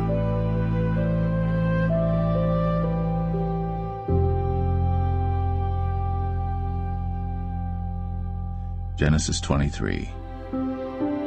And Sarah was 127 years old. These were the years of the life of Sarah. And Sarah died in Kirjath-Arba, same as Hebron in the land of Canaan. And Abraham came to mourn for Sarah, and to weep for her. And Abraham stood up from before his dead, and spake unto the sons of Heth, saying, I am a stranger, and a sojourner with you. Give me a possession of a burying place with you, that I may bury my dead out of my sight. And the children of Heth answered Abraham, saying unto him, Hear us, my lord. Thou art a mighty prince among us. In the choice of our sepulchres bury thy dead. None of us shall withhold from thee his sepulchre, but that thou mayest bury thy dead. And Abraham stood up, and bowed himself to the people of the land, even to the children of Heth. And he communed with them, saying, If it be your mind that I should bury my dead out of my sight, hear me, and entreat for me to Ephron the son of Zoar, that he may give me the cave of Machpelah, which he hath, which is in the end of his field. For as much money as it is worth, he shall give it me, for a possession of a burying place amongst you. And Ephron dwelt among the children of Heth. And Ephron the Hittite answered Abraham in the audience of the children of Heth, even of all that went in at the gate of his city, saying, Nay, my lord, hear me. The field give I thee, and the cave that is therein I give it thee. In the presence of the sons of my people give I it thee. Bury thy dead. And Abraham bowed down himself before the people of the land. And he spake unto Ephron in the audience of the people of the land, saying, But if thou wilt give it, I pray thee, hear me. I will give thee money for the field. Take it of me, and I will bury my dead there. And Ephron answered Abraham, saying unto him, My lord, hearken unto me. The land is worth 400 shekels of silver. What is that betwixt me and thee? Bury therefore thy dead. And Abraham hearkened unto Ephron, and Abraham weighed to Ephron the silver, which he had named in the audience of the sons of Heth, 400 shekels of silver, current money, with the merchant. And the field of Ephron, which was in Machpelah, which was before Mamre, the field and the cave which was therein, and all the trees that were in the field, that were in all the borders round about, were made sure unto Abraham for a possession in the presence of the children of Heth, before all that went in at the gate of his city. And after this Abraham buried Sarah his wife in the cave of the field of Machpelah before Mamre. The same is Hebron in the land of Canaan. And the field, and the cave that is therein, were made sure unto Abraham for a possession of a burying place by the sons of Heth.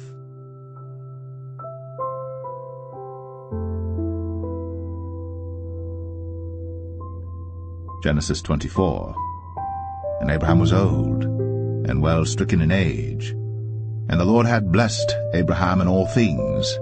And Abraham said unto his eldest servant of his house, that ruled over all that he had, Put, I pray thee, thy hand under my thigh, and I will make thee swear by the Lord, the God of heaven, and the God of the earth, that thou shalt not take a wife unto my son of the daughters of the Canaanites, among whom I dwell, but thou shalt go unto my country, and to my kindred, and take a wife unto my son Isaac.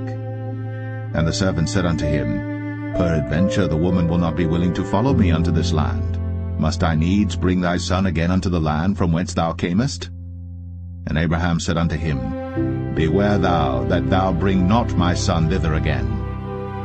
The Lord God of heaven, which took me from my father's house, and from the land of my kindred, and which spake unto me, and that sware unto me, saying, Unto thy seed will I give this land, he shall send his angel before thee, and thou shalt take a wife unto my son from thence. And if the woman will not be willing to follow thee, then thou shalt be clear from this my oath. Only bring not my son thither again. And the servant put his hand under the thigh of Abraham his master, and sware to him concerning that matter. And the servant took 10 camels of the camels of his master, and departed, for all the goods of his master were in his hand. And he arose, and went to Mesopotamia, unto the city of Nahor. And he made his camels to kneel down without the city by a well of water, at the time of the evening, even the time that women go out to draw water. And he said, O Lord God of my master Abraham, I pray thee, send me good speed this day, and show kindness unto my master Abraham. Behold, I stand here by the well of water, and the daughters of the men of the city come out to draw water. And let it come to pass, that the damsel to whom I shall say, Let down thy pitcher, I pray thee, that I may drink. And she shall say, Drink, and I will give thy camels drink also. Let the same be she that thou hast appointed for thy servant Isaac, and thereby shall I know that thou hast shown kindness unto my master. And it came to pass, before he had done speaking, that, behold, Rebekah came out, who was born to Bethuel, son of Milcah, the wife of Nahor, Abraham's brother, with her pitcher upon her shoulder. And the damsel was very fair to look upon, a virgin, neither had any man known her. And she went down to the well, and filled her pitcher, and came up. And the servant ran to meet her, and said, Let me, I pray thee, drink a little water of thy pitcher. And she said, Drink, my lord. And she hasted, and let down her pitcher upon her hand, and gave him drink. And when she had done giving him drink, she said, I will draw water for thy camels also, until they have done drinking. And she hasted, and emptied her pitcher into the trough, and ran again unto the well to draw water, and drew for all his camels. And the man, wondering at her, held his peace, to wit whether the Lord had made his journey prosperous or not. And it came to pass, as the camels had done drinking, that the man took a golden earring of 1/2 shekel weight, and 2 bracelets for her hands of 10 shekels weight of gold, and said, Whose daughter art thou? Tell me, I pray thee, is there room in thy father's house for us to lodge in? And she said unto him, I am the daughter of Bethuel, the son of Milcah, which she bare unto Nahor. She said moreover unto him, We have both straw and provender enough, and room to lodge in. And the man bowed down his head, and worshipped the Lord. And he said, Blessed be the Lord God of my master Abraham, who hath not left destitute my master of his mercy and his truth. I being in the way, the Lord led me to the house of my master's brethren. And the damsel ran, and told them of her mother's house these things. And Rebekah had a brother, and his name was Laban. And Laban ran out unto the man, unto the well. And it came to pass, when he saw the earring and bracelets upon his sister's hands, and when he heard the words of Rebekah his sister, saying, Thus spake the man unto me, that he came unto the man, and behold, he stood by the camels at the well. And he said, Come in, thou blessed of the Lord. Wherefore standest thou without? For I have prepared the house and room for the camels. And the man came into the house, and he ungirded his camels, and gave straw and provender for the camels, and water to wash his feet, and the men's feet that were with him. And there was set meat before him to eat, but he said, I will not eat, until I have told mine errand. And he said, Speak on. And he said, I am Abraham's servant, and the Lord hath blessed my master greatly, and he is become great, and he hath given him flocks, and herds, and silver, and gold, and menservants, and maidservants, and camels, and asses. And Sarah my master's wife bare a son to my master when she was old, and unto him hath he given all that he hath. And my master made me swear, saying, Thou shalt not take a wife to my son of the daughters of the Canaanites in whose land I dwell, but thou shalt go unto my father's house, and to my kindred, and take a wife unto my son. And I said unto my master, Peradventure the woman will not follow me. And he said unto me, The Lord before whom I walk will send his angel with thee, and prosper thy way. And thou shalt take a wife for my son of my kindred, and of my father's house. Then shalt thou be clear from this my oath, when thou comest to my kindred. And if they give not thee one, thou shalt be clear from my oath. And I came this day unto the well, and said, O Lord God of my master Abraham, if now thou do prosper my way which I go, behold, I stand by the well of water. And it shall come to pass that when the virgin cometh forth to draw water, and I say to her, Give me, I pray thee, a little water of thy pitcher to drink, and she say to me, Both drink thou, and I will also draw for thy camels, let the same be the woman whom the Lord hath appointed out for my master's son.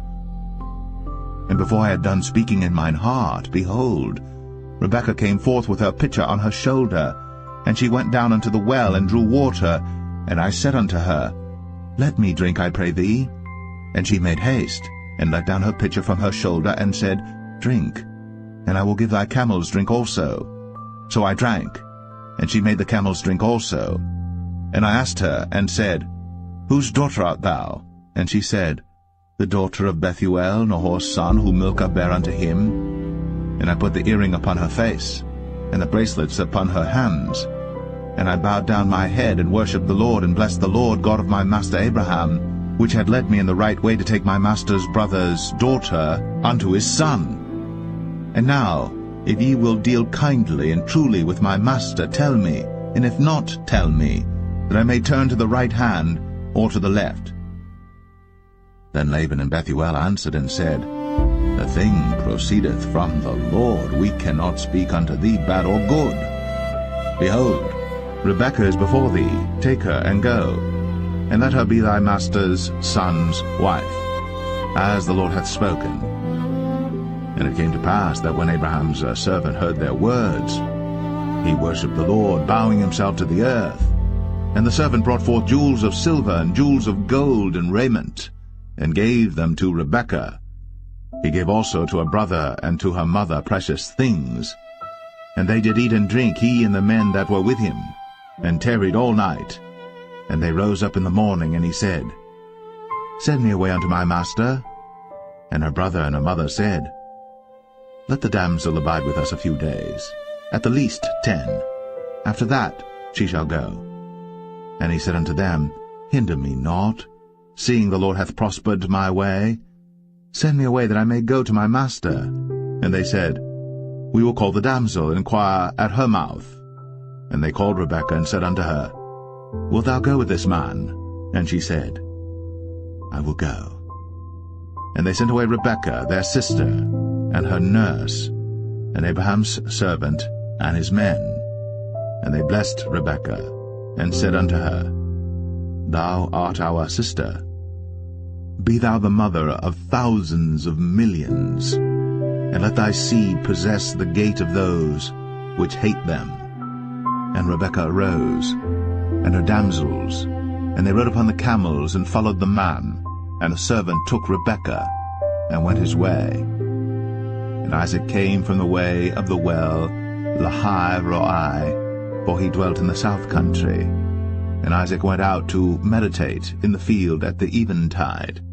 And he lifted up his eyes, and saw, and behold, the camels were coming. And Rebekah lifted up her eyes, and when she saw Isaac, she lighted off the camel. For she had said unto the servant, What man is this that walketh in the field to meet us? And the servant had said, It is my master. Therefore she took a veil, and covered herself. And the servant told Isaac all things that he had done. And Isaac brought her into his mother Sarah's tent, and took Rebekah, and she became his wife, and he loved her. And Isaac was comforted after his mother's death.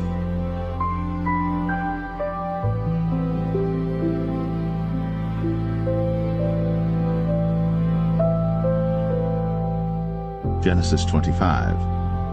Then again Abraham took a wife, and her name was Keturah. And she bare him Zimran, and Jokshan, and Medan, and Midian, Ishbak, and Shua. And Jokshan begat Sheba and Dedan. And the sons of Dedan were Ashrim, and Letashim, and Leumim. And the sons of Midian, Ephah, and Epher, and Hanok, and Abidah, and Eldaah. All these were the children of Keturah. And Abraham gave all that he had unto Isaac. But unto the sons of the concubines which Abraham had, Abraham gave gifts, and sent them away from Isaac his son while he yet lived eastward unto the east country. And these are the days of the years of Abraham's life which he lived, 160 years. Then Abraham gave up the ghost, and died in a good old age, an old man, and full of years, and was gathered to his people. And his sons Isaac and Ishmael buried him in the cave of Machpelah in the field of Ephron the son of Zohar the Hittite, which is before Mamre, the field which Abraham purchased of the sons of Heth. There was Abraham buried, and Sarah his wife. And it came to pass after the death of Abraham that God blessed his son Isaac, and Isaac dwelt by the well, Lahai Roi. Now these are the generations of Ishmael, Abraham's son, whom Hagar the Egyptian, Sarah's handmaid, bare unto Abraham. And these are the names of the sons of Ishmael, by their names according to their generations. The firstborn of Ishmael, Nebajoth, and Kedar, and Abiel, and Mibsam, and Mishma, and Dumah, and Massa, Hadar, and Tema, Jetur, Naphish, and Kedemah. These are the sons of Ishmael, and these are their names by their towns and by their castles, 12 princes according to their nations. And these are the years of the life of Ishmael, 137 years. And he gave up the ghost, and died, and was gathered unto his people. And they dwelt from Havilah unto Shur, that is before Egypt, as thou goest toward Assyria. And he died in the presence of all his brethren. And these are the generations of Isaac, Abraham's son. Abraham begat Isaac. And Isaac was 40 years old when he took Rebekah to wife, the daughter of Bethuel the Syrian of Padan Aram, the sister to Laban the Syrian. And Isaac entreated the Lord for his wife, because she was barren. And the Lord was entreated of him, and Rebekah his wife conceived. And the children struggled together within her, and she said, If it be so, why am I thus? And she went to inquire of the Lord. And the Lord said unto her, 2 nations are in thy womb, and 2 manner of people shall be separated from thy bowels. And the one people shall be stronger than the other people, and the elder shall serve the younger. And when her days to be delivered were fulfilled, behold, there were twins in her womb. And the first came out red, all over, like an hairy garment. And they called his name Esau. And after that came his brother out, and his hand took hold on Esau's heel, and his name was called Jacob. And Isaac was 80 years old when she bare them. And the boys grew, and Esau was a cunning hunter, a man of the field, and Jacob was a plain man, dwelling in tents. And Isaac loved Esau because he did eat of his venison, but Rebekah loved Jacob. And Jacob sowed pottage, and Esau came from the field, and he was faint. And Esau said to Jacob, Feed me, I pray thee, with that same red pottage, for I am faint. Therefore was his name called Edom. And Jacob said, Sell me this day thy birthright. And Esau said, Behold, I am at the point to die, and what profit shall this birthright do to me? And Jacob said, Swear to me this day. And he sware unto him, and he sold his birthright unto Jacob. Then Jacob gave Esau bread and pottage of lentils, and he did eat and drink, and rose up, and went his way. Thus Esau despised his birthright.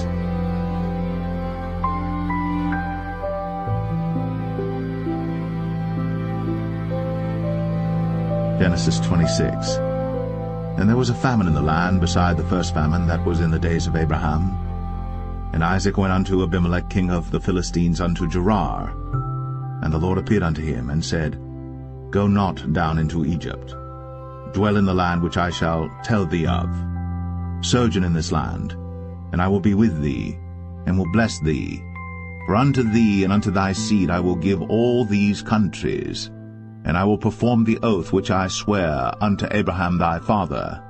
And I will make thy seed to multiply as the stars of heaven, and will give unto thy seed all these countries, and in thy seed shall all the nations of the earth be blessed, because that Abraham obeyed my voice, and kept my charge, my commandments, my statutes, and my laws.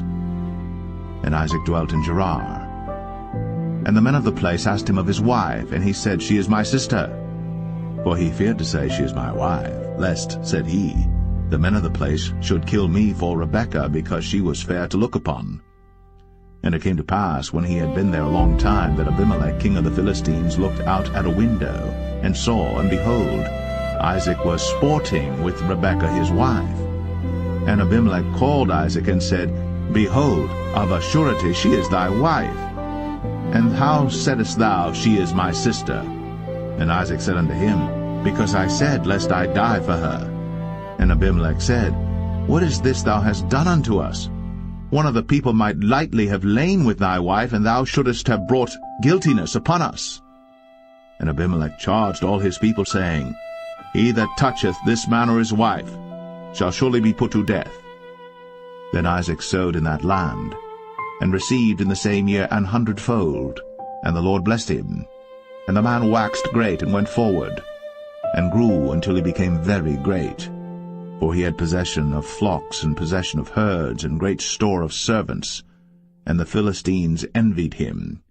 For all the wells which his father's servants had digged in the days of Abraham his father, the Philistines had stopped them, and filled them with earth. And Abimelech said unto Isaac, Go from us, for thou art much mightier than we. And Isaac departed thence, and pitched his tent in the valley of Gerar, and dwelt there. And Isaac digged again the wells of water which they had digged in the days of Abraham his father, for the Philistines had stopped them after the death of Abraham, and he called their names after the names by which his father had called them. And Isaac's servants digged in the valley, and found there a well of springing water. And the herdmen of Gerar did strive with Isaac's herdmen, saying, The water is ours. And he called the name of the well Esek, because they strove with him. And they digged another well, and strove for that also. And he called the name of it Sitnah. And he removed from thence, and digged another well, and for that they strove not. And he called the name of it Rehoboth. And he said, For now the Lord hath made room for us, and we shall be fruitful in the land. And he went up from thence to Beersheba. And the Lord appeared unto him the same night, and said, I am the God of Abraham thy father. Fear not, for I am with thee, and will bless thee, and multiply thy seed for my servant Abraham's sake. And he builded an altar there, and called upon the name of the Lord, and pitched his tent there. And there Isaac's servants digged a well. Then Abimelech went to him from Gerar, and Ahuzzath one of his friends, and Phicol the chief captain of his army. And Isaac said unto them, Wherefore come ye to me, seeing ye hate me, and have sent me away from you? And they said, We saw certainly that the Lord was with thee. And we said, Let there be now an oath betwixt us, even betwixt us and thee, and let us make a covenant with thee, that thou wilt do us no hurt, as we have not touched thee, and as we have done unto thee nothing but good, and have sent thee away in peace. Thou art now the blessed of the Lord. And he made them a feast, and they did eat and drink. And they rose up betimes in the morning, and sware one to another. And Isaac sent them away, and they departed from him in peace. And it came to pass the same day that Isaac's servants came, and told him concerning the well which they had digged, and said unto him, We have found water. And he called it Sheba. Therefore the name of the city is Beersheba unto this day. And Esau was 40 years old when he took to wife Judith the daughter of Beri the Hittite, and Bashemath the daughter of Elon the Hittite, which were a grief of mind unto Isaac and to Rebekah.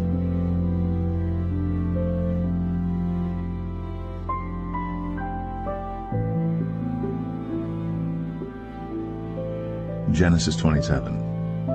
And it came to pass that when Isaac was old, and his eyes were dim, so that he could not see, he called Esau his eldest son, and said unto him, My son. And he said unto him, Behold, here am I. And he said, Behold now, I am old, I know not the day of my death.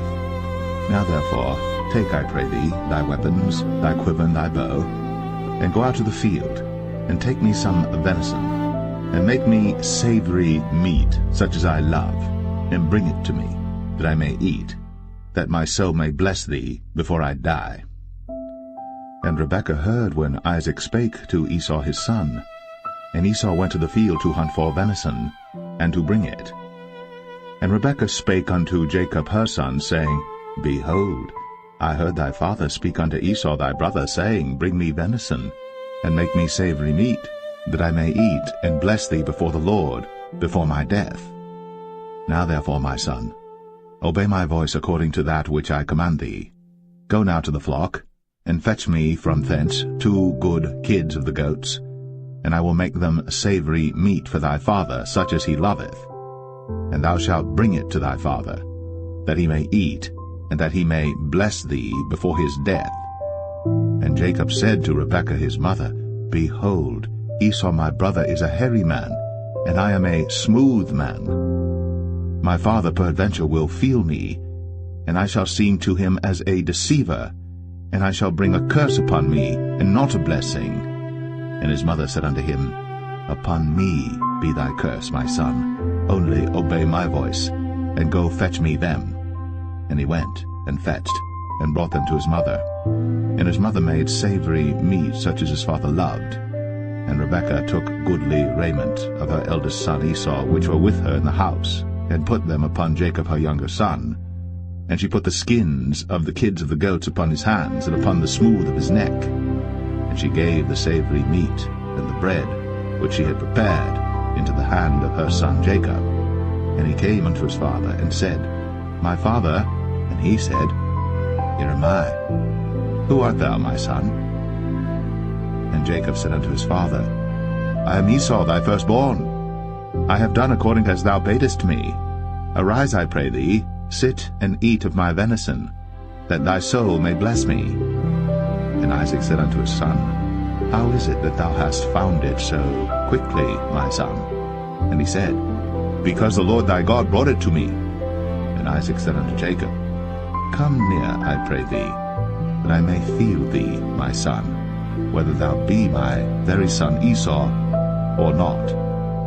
And Jacob went near unto Isaac his father, and he felt him, and said, The voice is Jacob's voice, but the hands are the hands of Esau. And he discerned him not, because his hands were hairy, as his brother Esau's hands.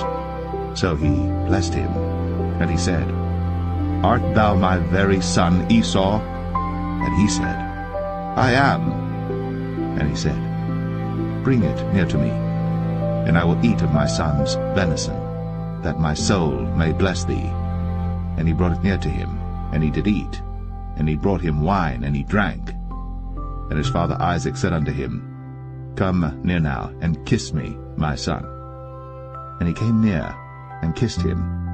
And he smelled the smell of his raiment, and blessed him, and said, See, the smell of my son is as the smell of a field which the Lord hath blessed.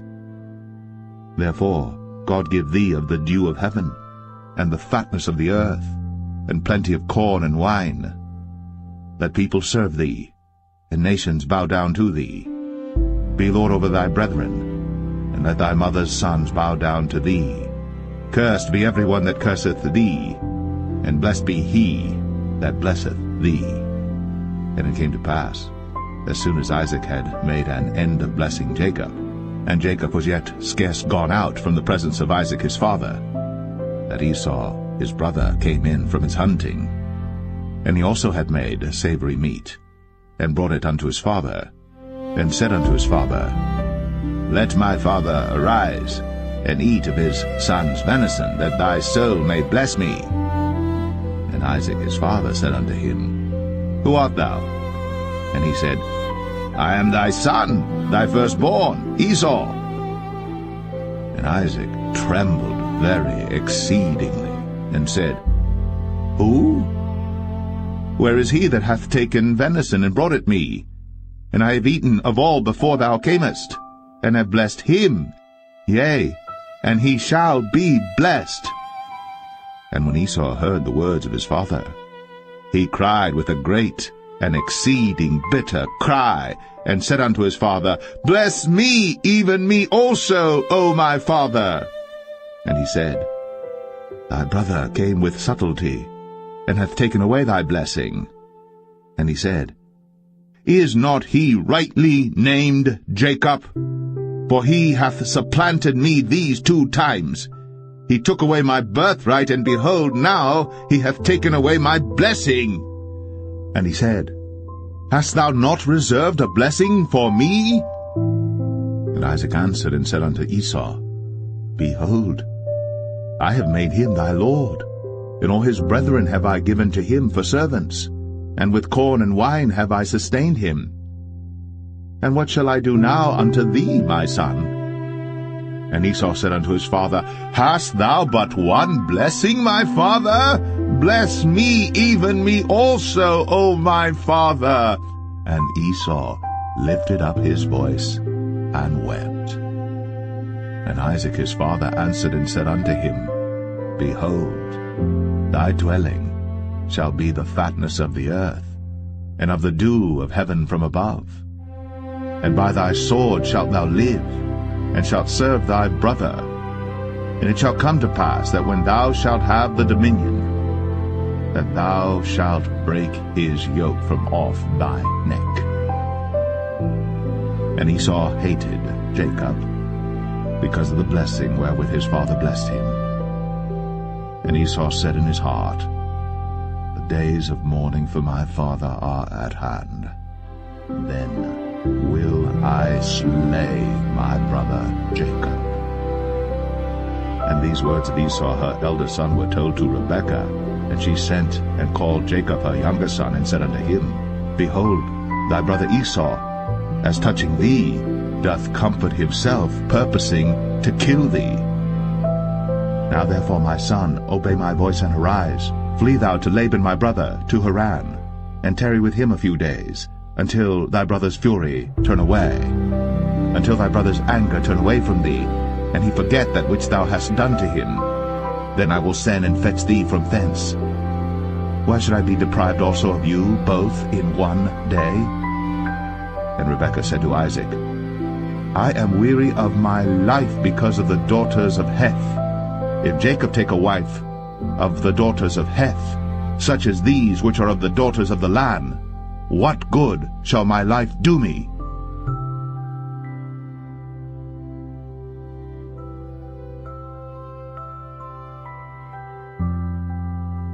Genesis 28.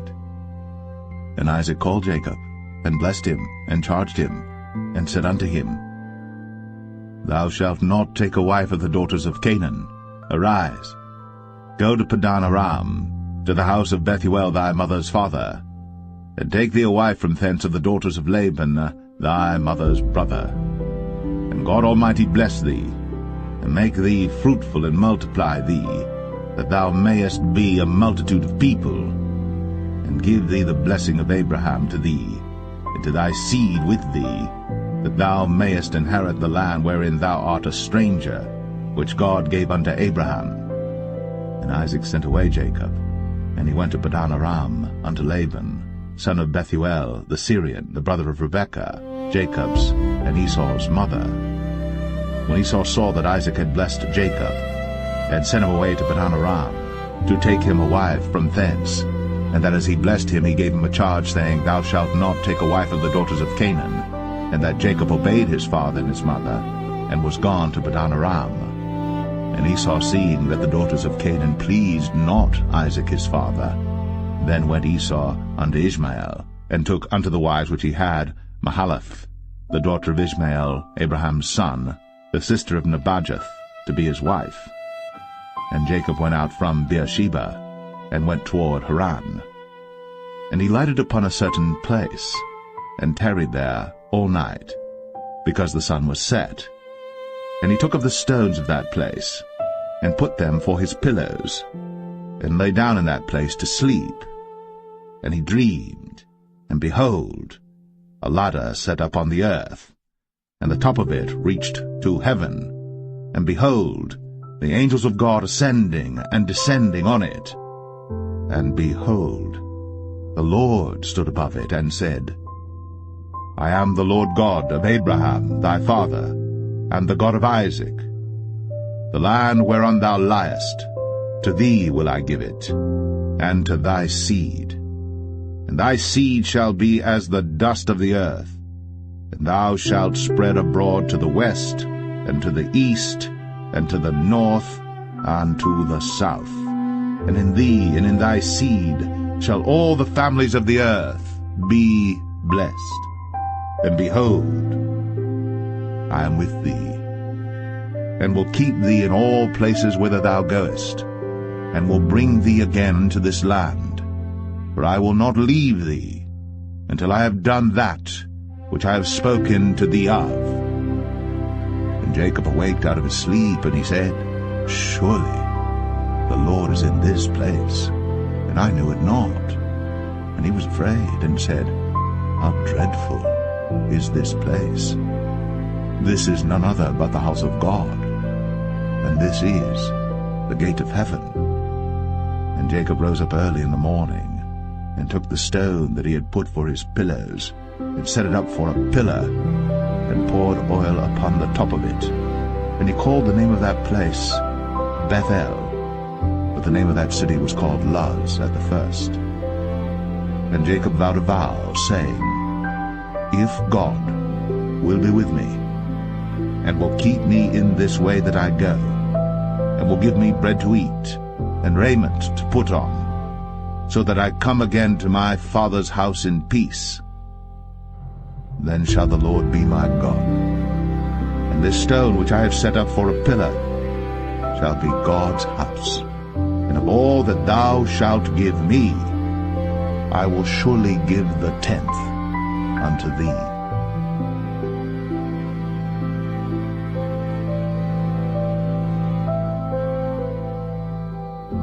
Genesis 29. Then Jacob went on his journey, and came into the land of the people of the east. And he looked, and behold, a well in the field, and lo, there were 3 flocks of sheep lying by it. For out of that well they watered the flocks, and a great stone was upon the well's mouth. And thither were all the flocks gathered. And they rolled the stone from the well's mouth, and watered the sheep, and put the stone again upon the well's mouth in his place. And Jacob said unto them, My brethren, whence be ye? And they said, Of Haran are we. And he said unto them, Know ye Laban the son of Nahor? And they said, We know him. And he said unto them, Is he well? And they said, He is well. And behold, Rachel his daughter cometh with the sheep. And he said, Lo, it is yet high day, neither is it time that the cattle should be gathered together. Water ye the sheep, and go and feed them. And they said, We cannot until all the flocks be gathered together, until they roll the stone from the well's mouth. Then we water the sheep. And while he yet spake with them, Rachel came with her father's sheep, for she kept them. And it came to pass, when Jacob saw Rachel the daughter of Laban his mother's brother, and the sheep of Laban his mother's brother, that Jacob went near, and rolled the stone from the well's mouth, and watered the flock of Laban his mother's brother. And Jacob kissed Rachel, and lifted up his voice and wept. And Jacob told Rachel that he was her father's brother, and that he was Rebekah's son. And she ran and told her father. And it came to pass, when Laban heard the tidings of Jacob his sister's son, that he ran to meet him, and embraced him, and kissed him, and brought him to his house. And he told Laban all these things. And Laban said to him, Surely thou art my bone and my flesh. And he abode with him the space of a month. And Laban said unto Jacob, Because thou art my brother, shouldest thou therefore serve me for naught? Tell me, what shall thy wages be? And Laban had 2 daughters. The name of the elder was Leah, and the name of the younger was Rachel. Leah was tender-eyed, but Rachel was beautiful and well-favored. And Jacob loved Rachel, and said, I will serve thee 7 years for Rachel thy younger daughter. And Laban said, It is better that I give her to thee, than that I should give her to another man. Abide with me. And Jacob served 7 years for Rachel. And they seemed unto him but a few days, for the love he had to her. And Jacob said unto Laban, Give me my wife, for my days are fulfilled, that I may go in unto her. And Laban gathered together all the men of the place, and made a feast. And it came to pass in the evening, that he took Leah his daughter, and brought her to him, and he went in unto her. And Laban gave unto his daughter Leah Zilpah his maid for an handmaid. And it came to pass that in the morning, behold, it was Leah. And he said to Laban, What is this thou hast done unto me? Did not I serve with thee for Rachel? Wherefore then hast thou beguiled me? And Laban said, It must not be so done in our country to give the younger before the firstborn. Fulfill her week, and we will give thee this also for the service which thou shalt serve with me yet 7 other years. And Jacob did so, and fulfilled her week, and he gave him Rachel his daughter to wife also. And Laban gave to Rachel his daughter Bilhah his handmaid to be her maid. And he went in also unto Rachel, and he loved also Rachel more than Leah, and served with him yet 7 other years. And when the Lord saw that Leah was hated, he opened her womb. But Rachel was barren, and Leah conceived and bare a son. And she called his name Reuben, for she said, Surely the Lord hath looked upon my affliction, now therefore my husband will love me. And she conceived again, and bare a son, and said, Because the Lord hath heard that I was hated, he hath therefore given me this son also. And she called his name Simeon. And she conceived again, and bare a son, and said, Now this time will my husband be joined unto me, because I have borne him 3 sons. Therefore was his name called Levi. And she conceived again, and bare a son, and she said, Now will I praise the Lord. Therefore she called his name Judah, and left bearing.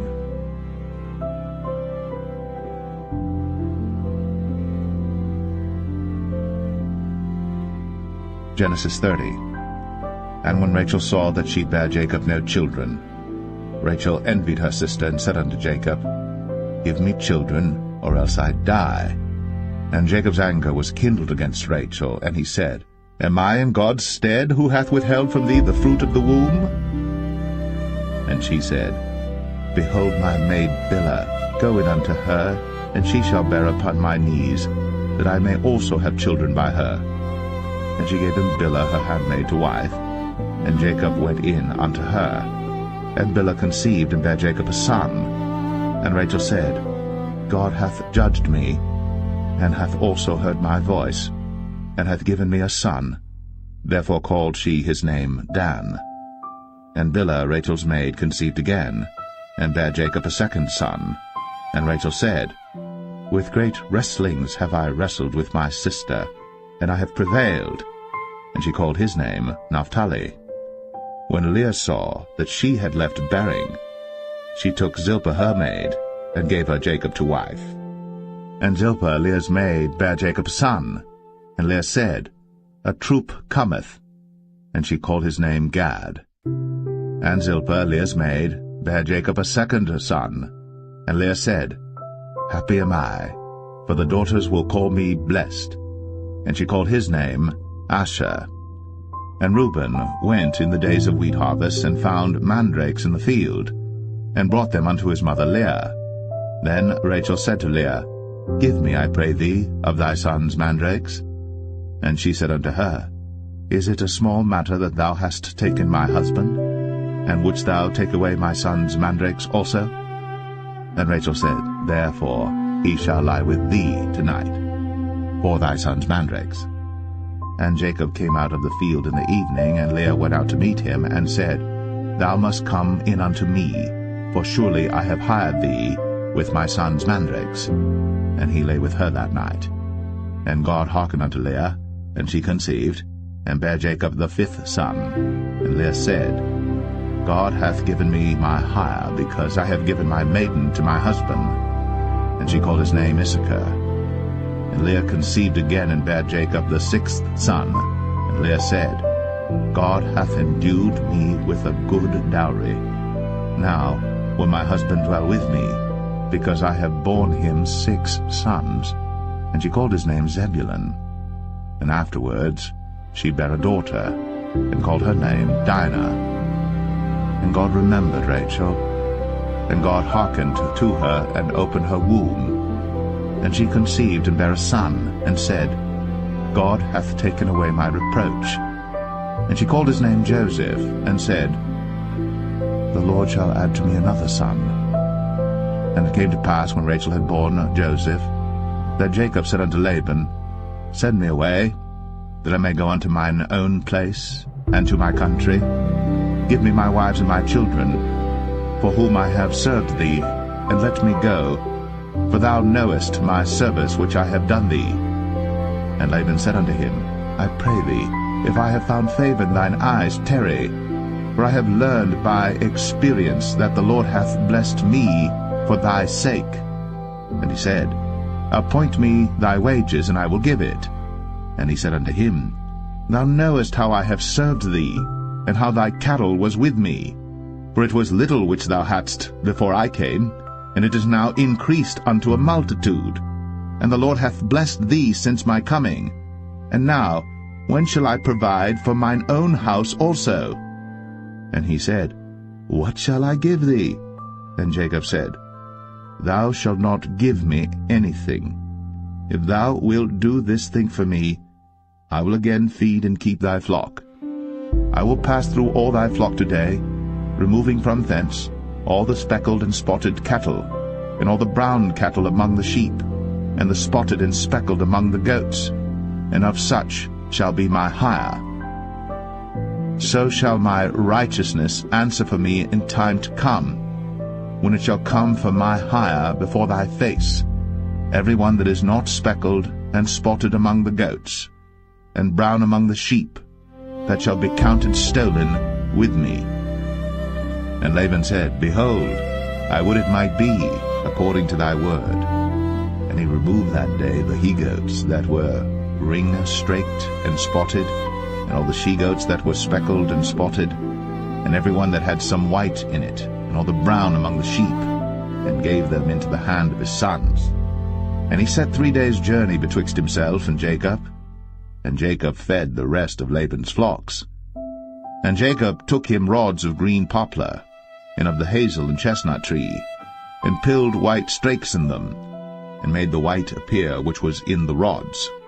And he set the rods which he had pilled before the flocks in the gutters, in the watering troughs, when the flocks came to drink, that they should conceive when they came to drink. And the flocks conceived before the rods, and brought forth cattle, ring-straked, speckled, and spotted.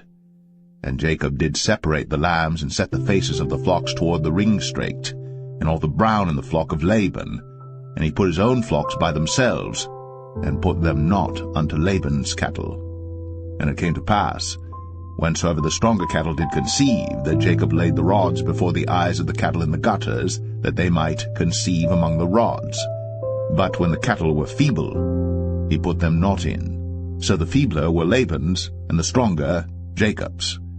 And the man increased exceedingly, and had much cattle, and maidservants, and menservants, and camels, and asses.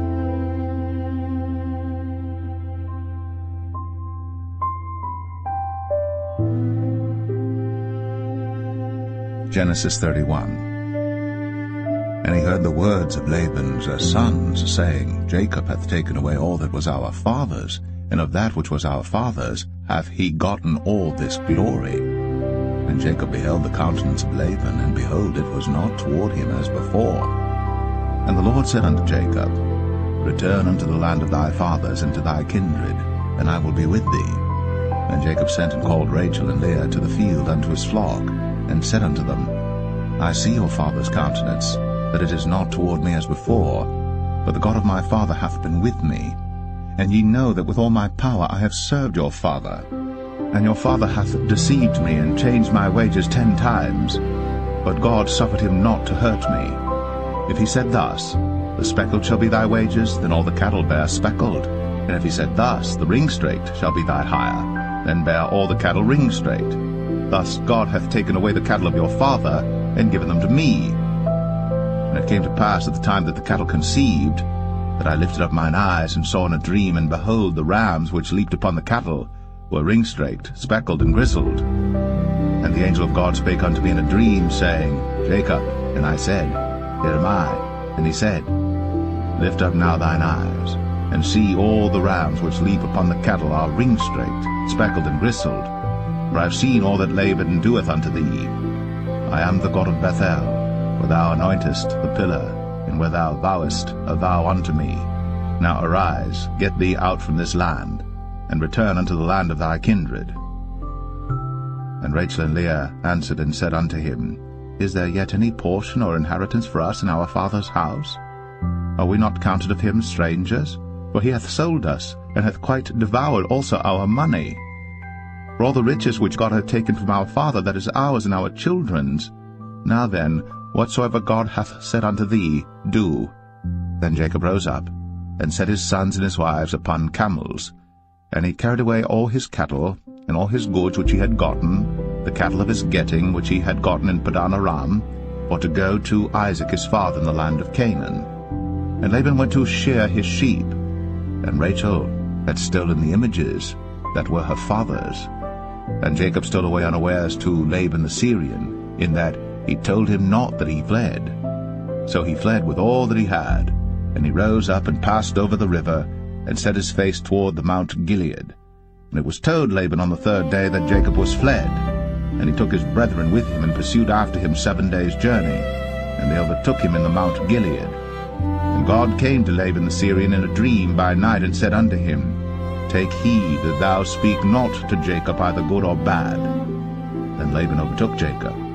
Now Jacob had pitched his tent in the mount, and Laban with his brethren pitched in the Mount of Gilead. And Laban said to Jacob, What hast thou done, that thou hast stolen away unawares to me, and carried away my daughters as captives taken with the sword? Wherefore didst thou flee away secretly, and steal away from me, and didst not tell me, that I might have sent thee away with mirth, and with songs, with tabret, and with harp, and hast not suffered me to kiss my sons and my daughters? Thou hast now done foolishly in so doing. It is in the power of my hand to do you hurt. But the God of your father spake unto me yesternight, saying, Take thou heed that thou speak not to Jacob either good or bad. And now, though thou wouldst needs be gone, because thou sore longest after thy father's house, yet wherefore hast thou stolen my gods? And Jacob answered and said to Laban, Because I was afraid, for I said, Peradventure thou wouldst take by force thy daughters from me. With whomsoever thou findest thy gods, let him not live. Before our brethren discern thou what is thine with me, and take it to thee. For Jacob knew not that Rachel had stolen them. And Laban went into Jacob's tent, and into Leah's tent, and into the 2 maidservants' tents, but he found them not. Then went he out of Leah's tent, and entered into Rachel's tent. Now Rachel had taken the images, and put them in the camel's furniture, and sat upon them. And Laban searched all the tent, but found them not. And she said to her father, Let it not displease my lord that I cannot rise up before thee, for the custom of women was upon me. And he searched, but found not the images. And Jacob was wroth and chode with Laban. And Jacob answered and said to Laban, What is my trespass? What is my sin, that thou hast so hotly pursued after me? Whereas thou hast searched all my stuff, what hast thou found of all thy household stuff? Set it here before my brethren and thy brethren, that they may judge betwixt us both. This 20 years have I been with thee. Thy ewes and thy she-goats have not cast their young, and the rams of thy flock have I not eaten. That which was torn of beasts I brought not unto thee. I bear the loss of it. Of my hand didst thou require it, whether stolen by day or stolen by night. Thus I was. In the day the drought consumed me, and the frost by night, and my sleep departed from mine eyes. Thus have I been 20 years in thy house.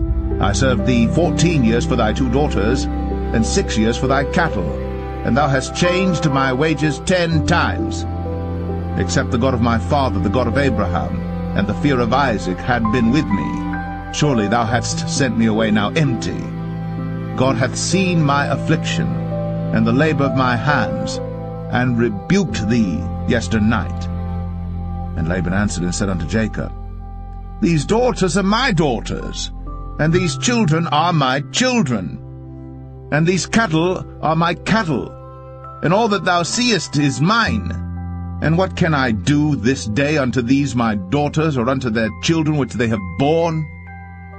Now therefore come thou, let us make a covenant, I and thou, and let it be for a witness between me and thee. And Jacob took a stone, and set it up for a pillar. And Jacob said unto his brethren, Gather stones. And they took stones, and made an heap, and they did eat thereupon the heap. And Laban called it Jegar-sahadutha, but Jacob called it Galeed. And Laban said, This heap is a witness between me and thee this day. Therefore was the name of it called Galeed. And Mizpah, for he said, The Lord watch between me and thee, when we are absent one from another. If thou shalt afflict my daughters, or if thou shalt take other wives beside my daughters, no man is with us. See, God is witness betwixt me and thee. And Laban said to Jacob, Behold this heap, and behold this pillar, which I have cast betwixt me and thee. This heap be witness, and this pillar be witness, that I will not pass over this heap to thee, and that thou shalt not pass over this heap and this pillar unto me for harm. The God of Abraham and the God of Nahor, the God of their father, judge betwixt us. And Jacob sware by the fear of his father Isaac. Then Jacob offered sacrifice upon the mount, and called his brethren to eat bread. And they did eat bread, and tarried all night in the mount. And early in the morning Laban rose up, and kissed his sons and his daughters, and blessed them. And Laban departed, and returned unto his place.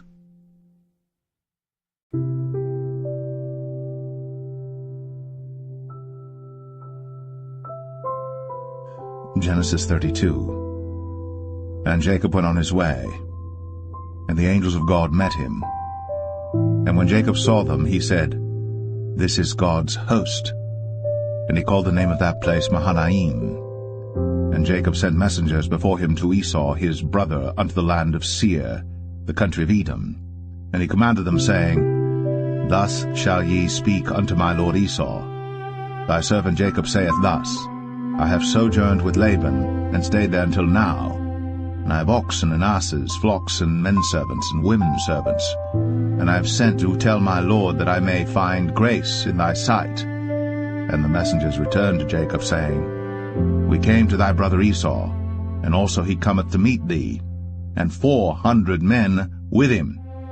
Then Jacob was greatly afraid and distressed. And he divided the people that was with him, and the flocks and herds, and the camels, into 2 bands, and said, If Esau come to the one company and smite it, then the other company which is left shall escape. And Jacob said, O God of my father Abraham, and God of my father Isaac, the Lord which saidest unto me, Return unto thy country, and to thy kindred, and I will deal well with thee. I am not worthy of the least of all the mercies, and of all the truth which thou hast shown unto thy servant. For with my staff I passed over this Jordan, now I am become 2 bands. Deliver me, I pray thee, from the hand of my brother, from the hand of Esau, for I fear him, lest he will come and smite me, and the mother with the children. And thou saidest, I will surely do thee good, and make thy seed as the sand of the sea, which cannot be numbered for multitude. And he lodged there that same night, and took of that which came to his hand a present for Esau his brother, 200 she-goats, and 20 he-goats, 200 ewes, and 20 rams, 30 milch camels with their coats, 40 kine, and 10 bulls, 20 she-asses, and 10 foals. And he delivered them into the hand of his servants, every drove by themselves, and said unto his servants, Pass over before me, and put a space betwixt drove and drove. And he commanded the foremost, saying, When Esau my brother meeteth thee, and asketh thee, saying, Whose art thou? And whither goest thou? And whose are these before thee? Then thou shalt say, They be thy servant Jacob's. It is a present sent unto my lord Esau, and behold, also he is behind us. And so commanded he the second and the third, and all that followed the drove, saying, On this manner shall ye speak unto Esau, when ye find him. And say ye moreover, Behold, thy servant Jacob is behind us. For he said, I will appease him with the present that goeth before me, and afterward I will see his face. Peradventure he will accept of me. So went the present over before him, and himself lodged that night in the company. And he rose up that night, and took his 2 wives, and his 2 women servants, and his 11 sons, and passed over the ford Jabbok. And he took them, and sent them over the brook, and sent over that he had. And Jacob was left alone. And there wrestled a man with him until the breaking of the day. And when he saw that he prevailed not against him, he touched the hollow of his thigh. And the hollow of Jacob's thigh was out of joint as he wrestled with him. And he said, Let me go, for the day breaketh. And he said, I will not let thee go, except thou bless me. And he said unto him, What is thy name? And he said, Jacob. And he said, Thy name shall be called no more Jacob, but Israel. For as a prince hast thou power with God and with men, and hast prevailed. And Jacob asked him, and said, Tell me, I pray thee, thy name. And he said, Wherefore is it that thou dost ask after my name? And he blessed him there. And Jacob called the name of the place Peniel, for I have seen God face to face, and my life is preserved. And as he passed over Penuel, the sun rose upon him, and he halted upon his thigh. Therefore the children of Israel eat not of the sinew which shrank, which is upon the hollow of the thigh, unto this day, because he touched the hollow of Jacob's thigh in the sinew that shrank.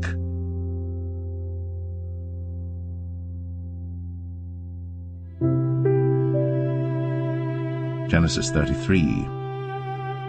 And Jacob lifted up his eyes, and looked, and behold, Esau came, and with him 400 men. And he divided the children unto Leah, and unto Rachel, and unto the 2 handmaids. And he put the handmaids and their children foremost, and Leah and her children after, and Rachel and Joseph hindermost. And he passed over before them, and bowed himself to the ground 7 times, until he came near to his brother. And Esau ran to meet him, and embraced him, and fell on his neck, and kissed him, and they wept. And he lifted up his eyes, and saw the women and the children, and said, Who are those with thee? And he said, The children which God hath graciously given thy servant. Then the handmaidens came near, they and their children, and they bowed themselves. And Leah also with her children came near, and bowed themselves. And after came Joseph near, and Rachel, and they bowed themselves. And he said, What meanest thou by all this drove which I met? And he said, These are to find grace in the sight of my Lord. And Esau said, I have enough, my brother, keep that thou hast unto thyself.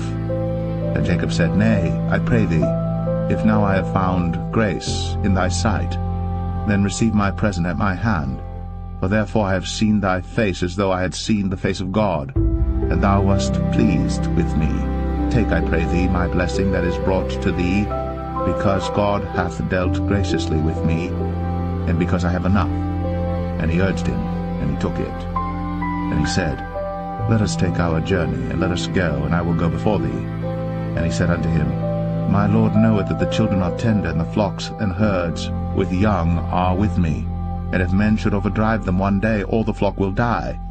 Let my Lord, I pray thee, pass over before his servant, and I will lead on softly according as the cattle that goeth before me, and the children be able to endure, until I come unto my Lord unto Seir.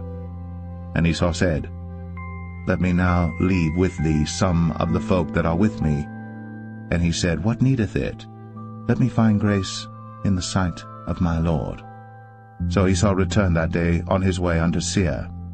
And Jacob journeyed to Succoth, and built him an house, and made booths for his cattle. Therefore the name of the place is called Succoth. And Jacob came to Shalem, a city of Shechem, which is in the land of Canaan, when he came from Padan Aram, and pitched his tent before the city. And he bought a parcel of a field, where he had spread his tent, at the hand of the children of Hamor, Shechem's father, for 100 pieces of money.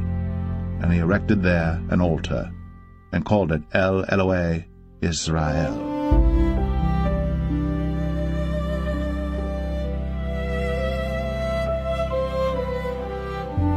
Genesis 34. And Dinah the daughter of Leah, which she bare unto Jacob, went out to see the daughters of the land. And when Shechem, the son of Hamor the Hittite, prince of the country, saw her, he took her, and lay with her, and defiled her.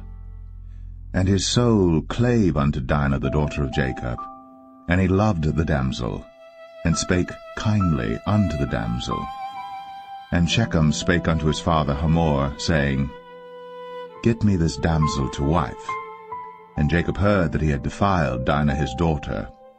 Now his sons were with his cattle in the field, and Jacob held his peace until they were come. And Hamor the father of Shechem went out unto Jacob to commune with him. And the sons of Jacob came out of the field when they heard it, and the men were grieved, and they were very wroth, because he had wrought folly in Israel, in lying with Jacob's daughter, which thing ought not to be done. And Hamor communed with them, saying, The soul of my son Shechem longeth for your daughter. I pray you, give her him to wife. And make ye marriages with us, and give your daughters unto us, and take our daughters unto you. And ye shall dwell with us, and the land shall be before you.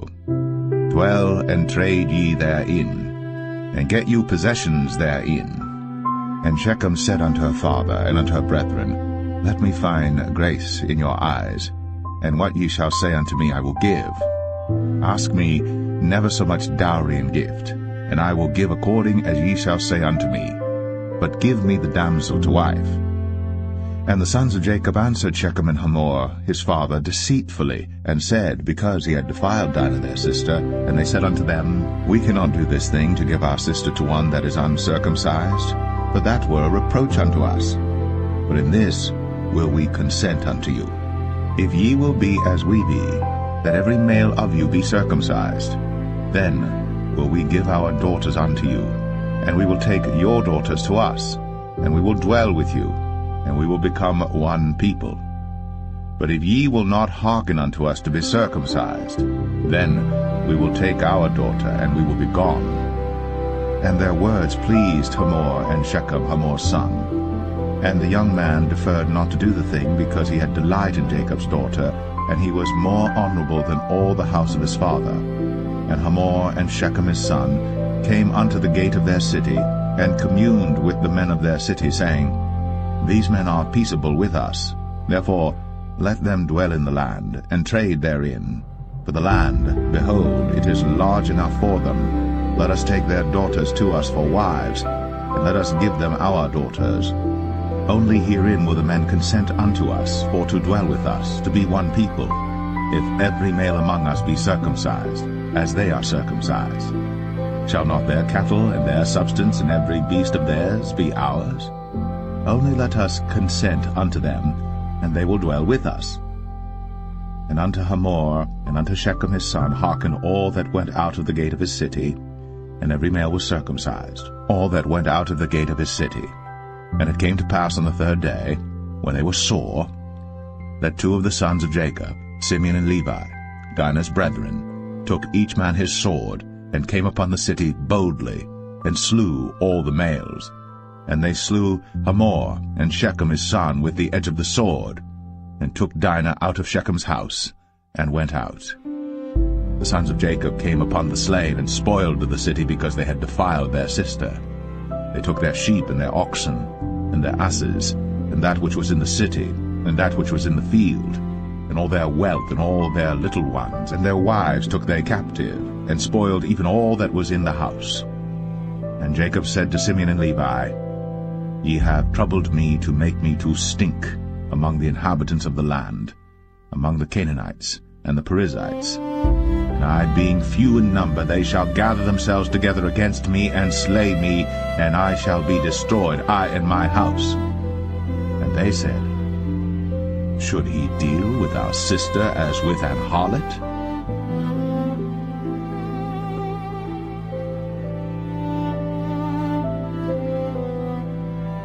Genesis 35. And God said unto Jacob, Arise, go up to Bethel, and dwell there, and make there an altar unto God, that appeared unto thee when thou fleddest from the face of Esau thy brother. Then Jacob said unto his household, and to all that were with him, Put away the strange gods that are among you, and be clean, and change your garments, and let us arise, and go up to Bethel. And I will make there an altar unto God, who answered me in the day of my distress, and was with me in the way which I went. And they gave unto Jacob all the strange gods which were in their hand, and all their earrings which were in their ears. And Jacob hid them under the oak which was by Shechem. And they journeyed, and the terror of God was upon the cities that were round about them, and they did not pursue after the sons of Jacob. So Jacob came to Luz, which is in the land of Canaan, that is Bethel, he and all the people that were with him. And he built there an altar, and called the place El Bethel, because there God appeared unto him, when he fled from the face of his brother. But Deborah, Rebekah's nurse, died, and she was buried beneath Bethel, under an oak. And the name of it was called Allon Bar-Koth. And God appeared unto Jacob again when he came out of Padan Aram, and blessed him. And God said unto him, Thy name is Jacob. Thy name shall not be called any more Jacob, but Israel shall be thy name. And he called his name Israel. And God said unto him, I am God Almighty. Be fruitful and multiply. A nation and a company of nations shall be of thee, and kings shall come out of thy loins. And the land which I gave Abraham and Isaac, to thee I will give it, and to thy seed after thee will I give the land. And God went up from him in the place where he talked with him. And Jacob set up a pillar in the place where he talked with him, even a pillar of stone. And he poured a drink offering thereon, and he poured oil thereon. And Jacob called the name of the place where God spake with him, Bethel. And they journeyed from Bethel. And there was but a little way to come to Ephrath. And Rachel travailed, and she had hard labor. And it came to pass, when she was in hard labor, that the midwife said unto her, Fear not, thou shalt have this son also. And it came to pass, as her soul was in departing, for she died, that she called his name Ben-Oni, but his father called him Benjamin. And Rachel died, and was buried, in the way to Ephrath, which is Bethlehem. And Jacob set a pillar upon her grave, that is, the pillar of Rachel's grave, unto this day. And Israel journeyed, and spread his tent beyond the tower of Adar. And it came to pass, when Israel dwelt in that land, that Reuben went and lay with Bilhah his father's concubine, and Israel heard it. Now the sons of Jacob were 12, the sons of Leah, Reuben, Jacob's firstborn, and Simeon, and Levi, and Judah, and Issachar, and Zebulun. The sons of Rachel, Joseph and Benjamin. And the sons of Bilhah, Rachel's handmaid, Dan and Naphtali. And the sons of Zilpah, Leah's handmaid, Gad and Asher. These are the sons of Jacob, which were born to him in Padan Aram. And Jacob came unto Isaac his father unto Mamre, unto the city of Arba, which is Hebron, where Abraham and Isaac sojourned. And the days of Isaac were 180 years. And Isaac gave up the ghost, and died, and was gathered unto his people, being old and full of days. And his sons Esau and Jacob buried him.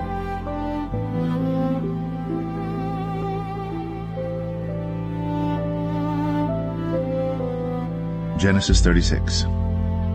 Now these are the generations of Esau, who is Edom.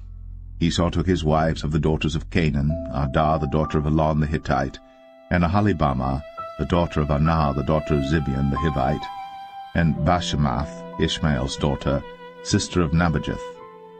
And Adah bare to Esau Eliphaz, and Bashemath bare Ruel. And Aholibamah bare Jeush, and Jalam, and Korah. These are the sons of Esau, which were born unto him in the land of Canaan. And Esau took his wives, and his sons, and his daughters, and all the persons of his house, and his cattle, and all his beasts, and all his substance, which he had got in the land of Canaan, and went into the country from the face of his brother Jacob. For their riches were more than that they might dwell together. And the land wherein they were strangers could not bear them because of their cattle. Thus dwelt Esau in Mount Seir. Esau is Edom. And these are the generations of Esau, the father of the Edomites, in Mount Seir.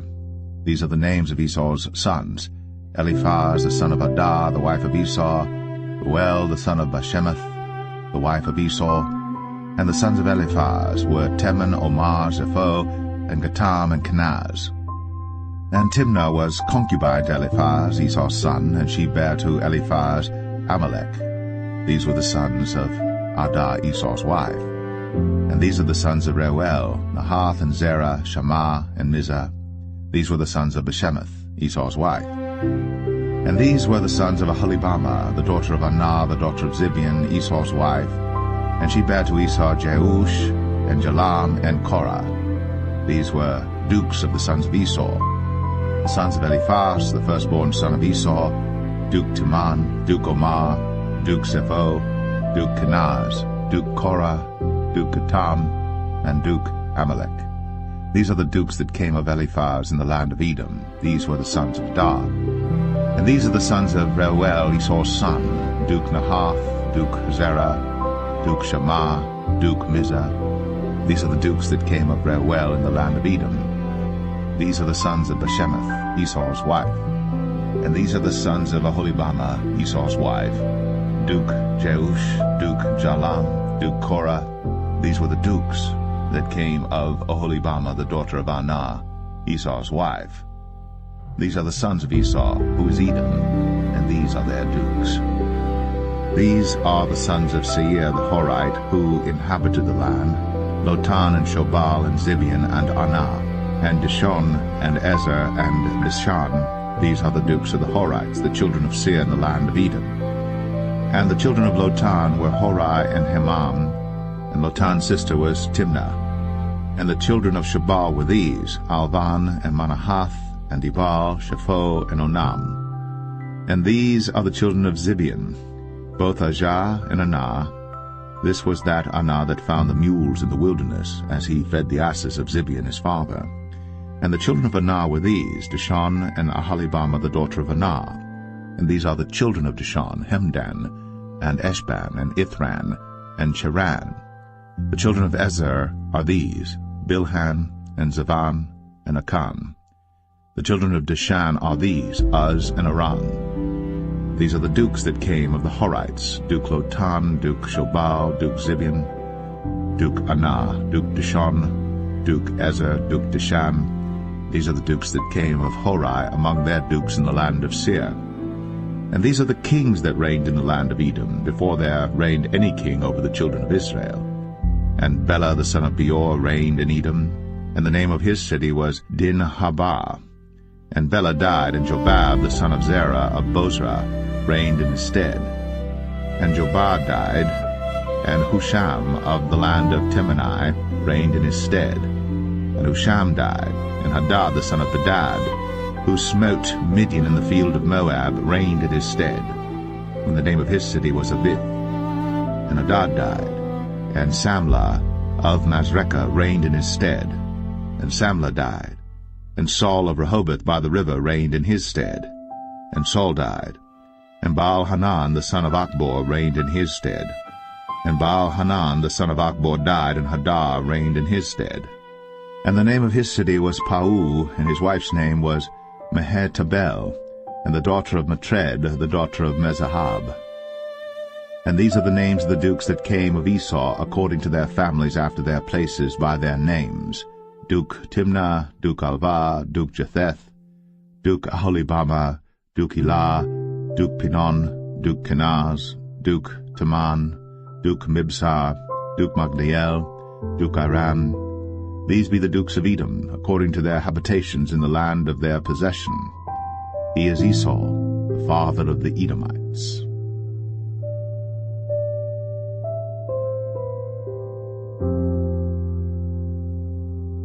Genesis 37.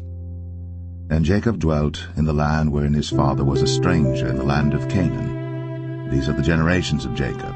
Joseph, being 17 years old, was feeding the flock with his brethren, and the lad was with the sons of Bilhah, and with the sons of Zilpah, his father's wives. And Joseph brought unto his father their evil report.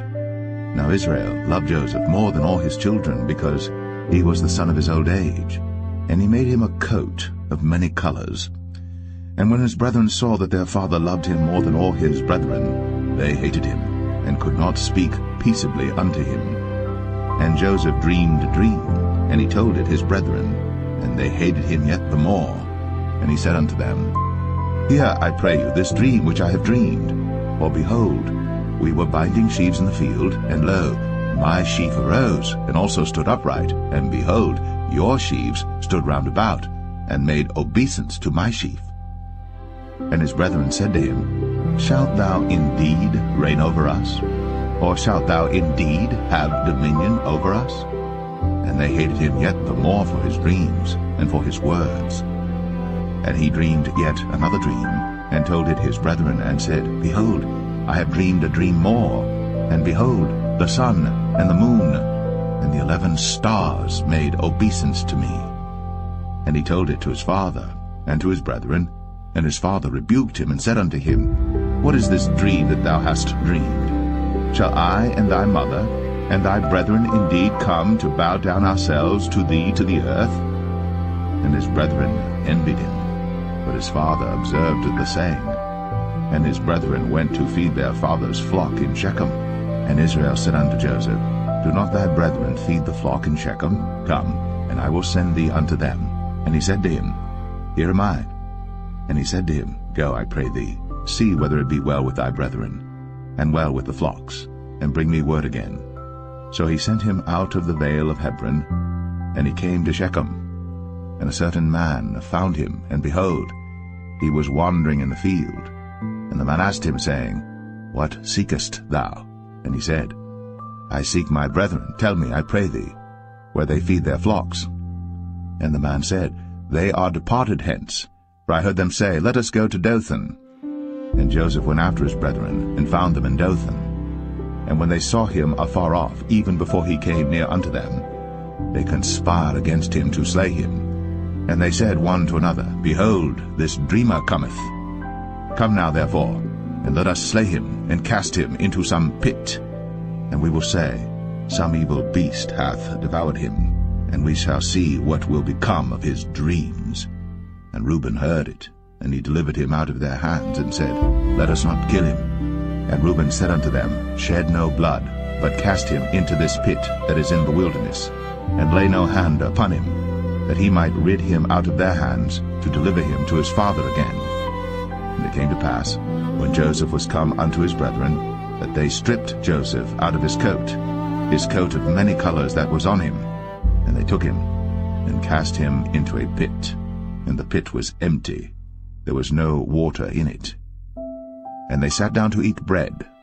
And they lifted up their eyes and looked, and behold, a company of Ishmaelites came from Gilead with their camels bearing spicery and balm and myrrh, going to carry it down to Egypt. And Judah said unto his brethren, What profit is it if we slay our brother, and conceal his blood? Come, and let us sell him to the Ishmaelites, and let not our hand be upon him, for he is our brother, and our flesh. And his brethren were content. Then there passed by Midianites, merchantmen, and they drew and lifted up Joseph out of the pit, and sold Joseph to the Ishmaelites for 20 pieces of silver, and they brought Joseph into Egypt. And Reuben returned unto the pit, and behold, Joseph was not in the pit. And he rent his clothes. And he returned unto his brethren, and said, The child is not, and I, whither shall I go? And they took Joseph's coat, and killed a kid of the goats, and dipped the coat in the blood. And they sent the coat of many colors, and they brought it to their father, and said, This have we found. Know now whether it be thy son's coat or no.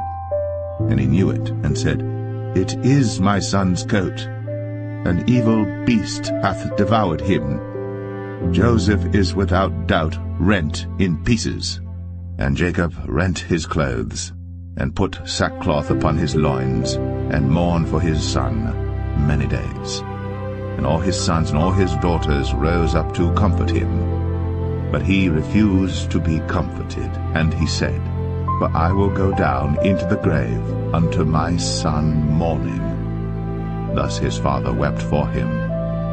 And the Midianites sold him into Egypt unto Potiphar, an officer of Pharaoh's, and captain of the guard.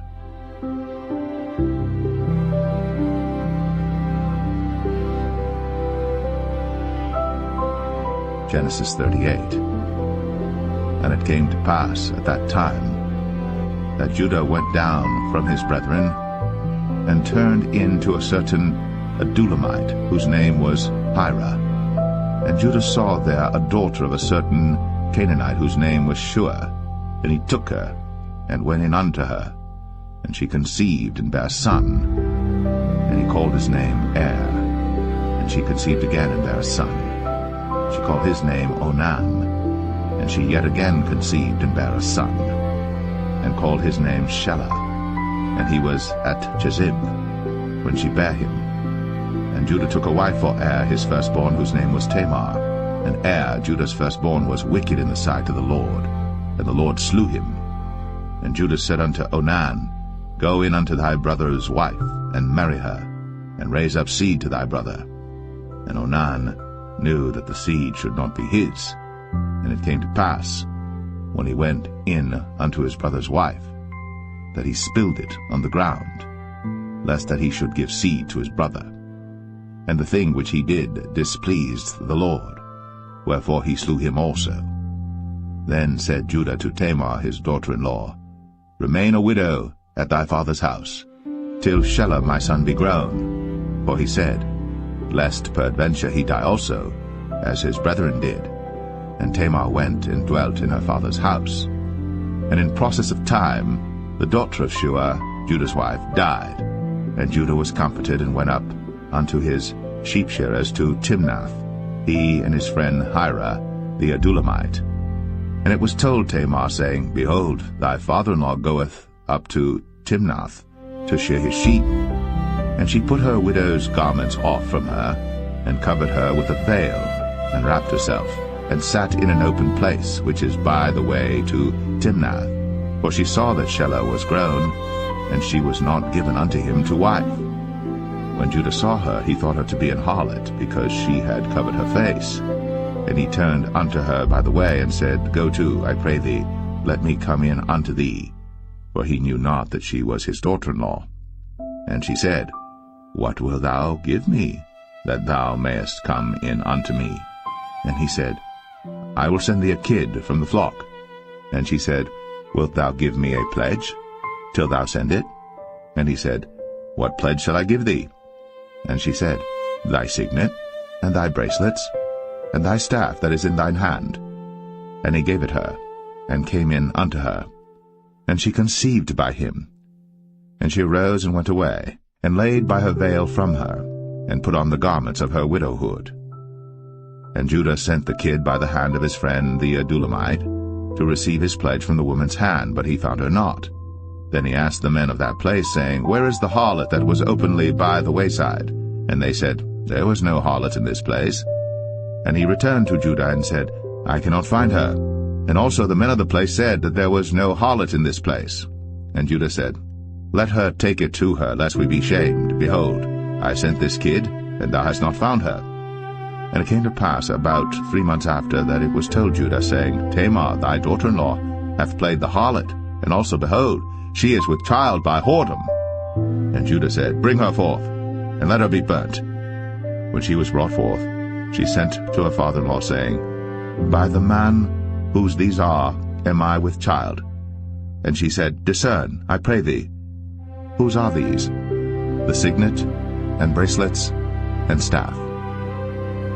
And Judah acknowledged them, and said, She hath been more righteous than I, because that I gave her not to Shelah my son. And he knew her again no more. And it came to pass in the time of her travail, that, behold, twins were in her womb. And it came to pass, when she travailed, that the one put out his hand, and the midwife took and bound upon his hand a scarlet thread, saying, This came out first. And it came to pass, as he drew back his hand, that, behold, his brother came out. And she said, How hast thou broken forth? This breach be upon thee.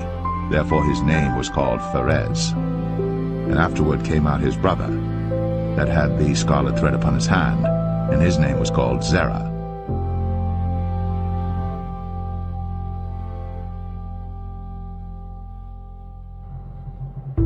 Genesis 39. And Joseph was brought down to Egypt, and Potiphar, an officer of Pharaoh, captain of the guard, an Egyptian, bought him of the hands of the Ishmaelites, which had brought him down thither. And the Lord was with Joseph, and he was a prosperous man. And he was in the house of his master the Egyptian. And his master saw that the Lord was with him, and that the Lord made all that he did to prosper in his hand. And Joseph found grace in his sight, and he served him, and he made him overseer over his house. And all that he had he put into his hand. And it came to pass from the time that he had made him overseer in his house, and over all that he had, that the Lord blessed the Egyptian's house for Joseph's sake. And the blessing of the Lord was upon all that he had in the house and in the field. And he left all that he had in Joseph's hand. And he knew not aught he had, save the bread which he did eat. And Joseph was a goodly person, and well-favored. And it came to pass after these things, that his master's wife cast her eyes upon Joseph, and she said, Lie with me. But he refused, and said unto his master's wife, Behold, my master wotteth not what is with me in the house, and he hath committed all that he hath to my hand. There is none greater in this house than I, neither hath he kept back anything from me but thee, because thou art his wife. How then can I do this great wickedness and sin against God? And it came to pass, as she spake to Joseph day by day, that he hearkened not unto her, to lie by her, or to be with her. And it came to pass about this time, that Joseph went into the house to do his business, and there was none of the men of the house there within. And she caught him by his garment, saying, Lie with me. And he left his garment in her hand, and fled, and got him out. And it came to pass, when she saw that he had left his garment in her hand, and was fled forth, that she called unto the men of her house, and spake unto them, saying, See, he hath brought in an Hebrew unto us to mock us. He came in unto me to lie with me, and I cried with a loud voice. And it came to pass, when he heard that I lifted up my voice and cried, that he left his garment with me, and fled, and got him out. And she laid up his garment by her, until his lord came home. And she spake unto him according to these words, saying, The Hebrew servant which thou hast brought unto us came in unto me to mock me. And it came to pass, as I lifted up my voice and cried, that he left his garment with me, and fled out. And it came to pass, when his master heard the words of his wife, which she spake unto him, saying, After this manner did thy servant to me, that his wrath was kindled. And Joseph's master took him, and put him into the prison, a place where the king's prisoners were bound, and he was there in the prison. But the Lord was with Joseph, and showed him mercy, and gave him favor in the sight of the keeper of the prison. And the keeper of the prison committed to Joseph's hand all the prisoners that were in the prison. And whatsoever they did there, he was the doer of it. The keeper of the prison looked not to anything that was under his hand, because the Lord was with him. And that which he did, the Lord made it to prosper.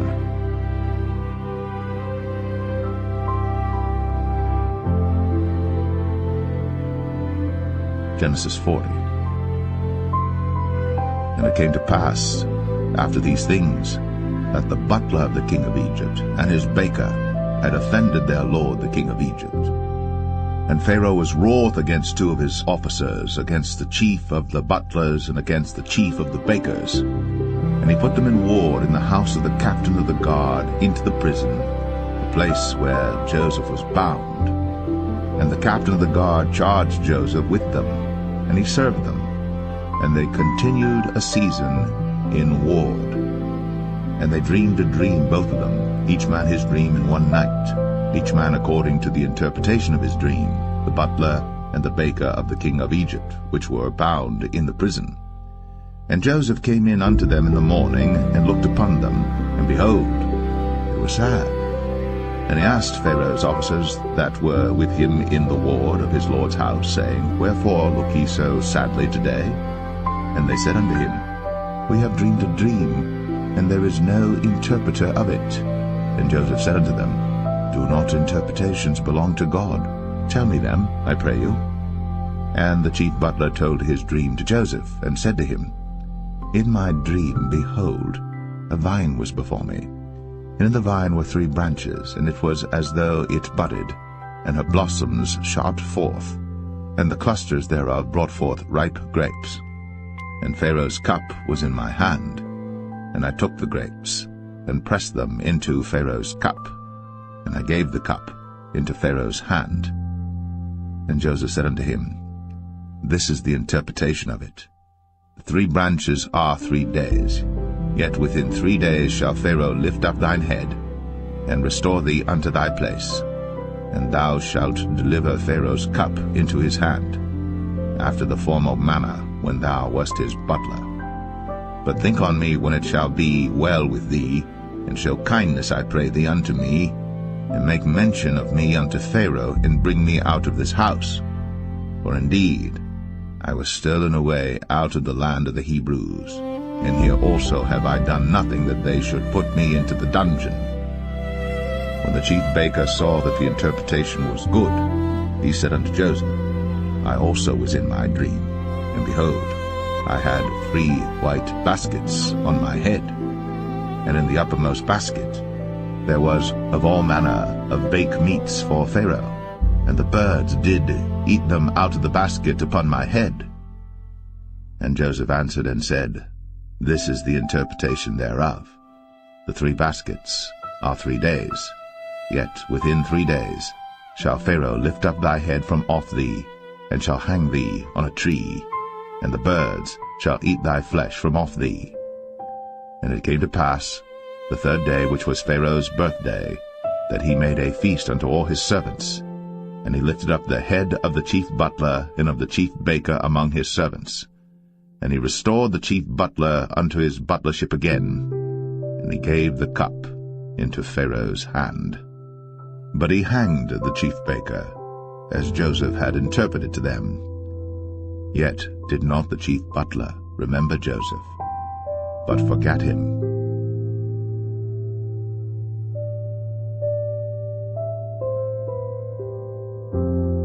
Genesis 41.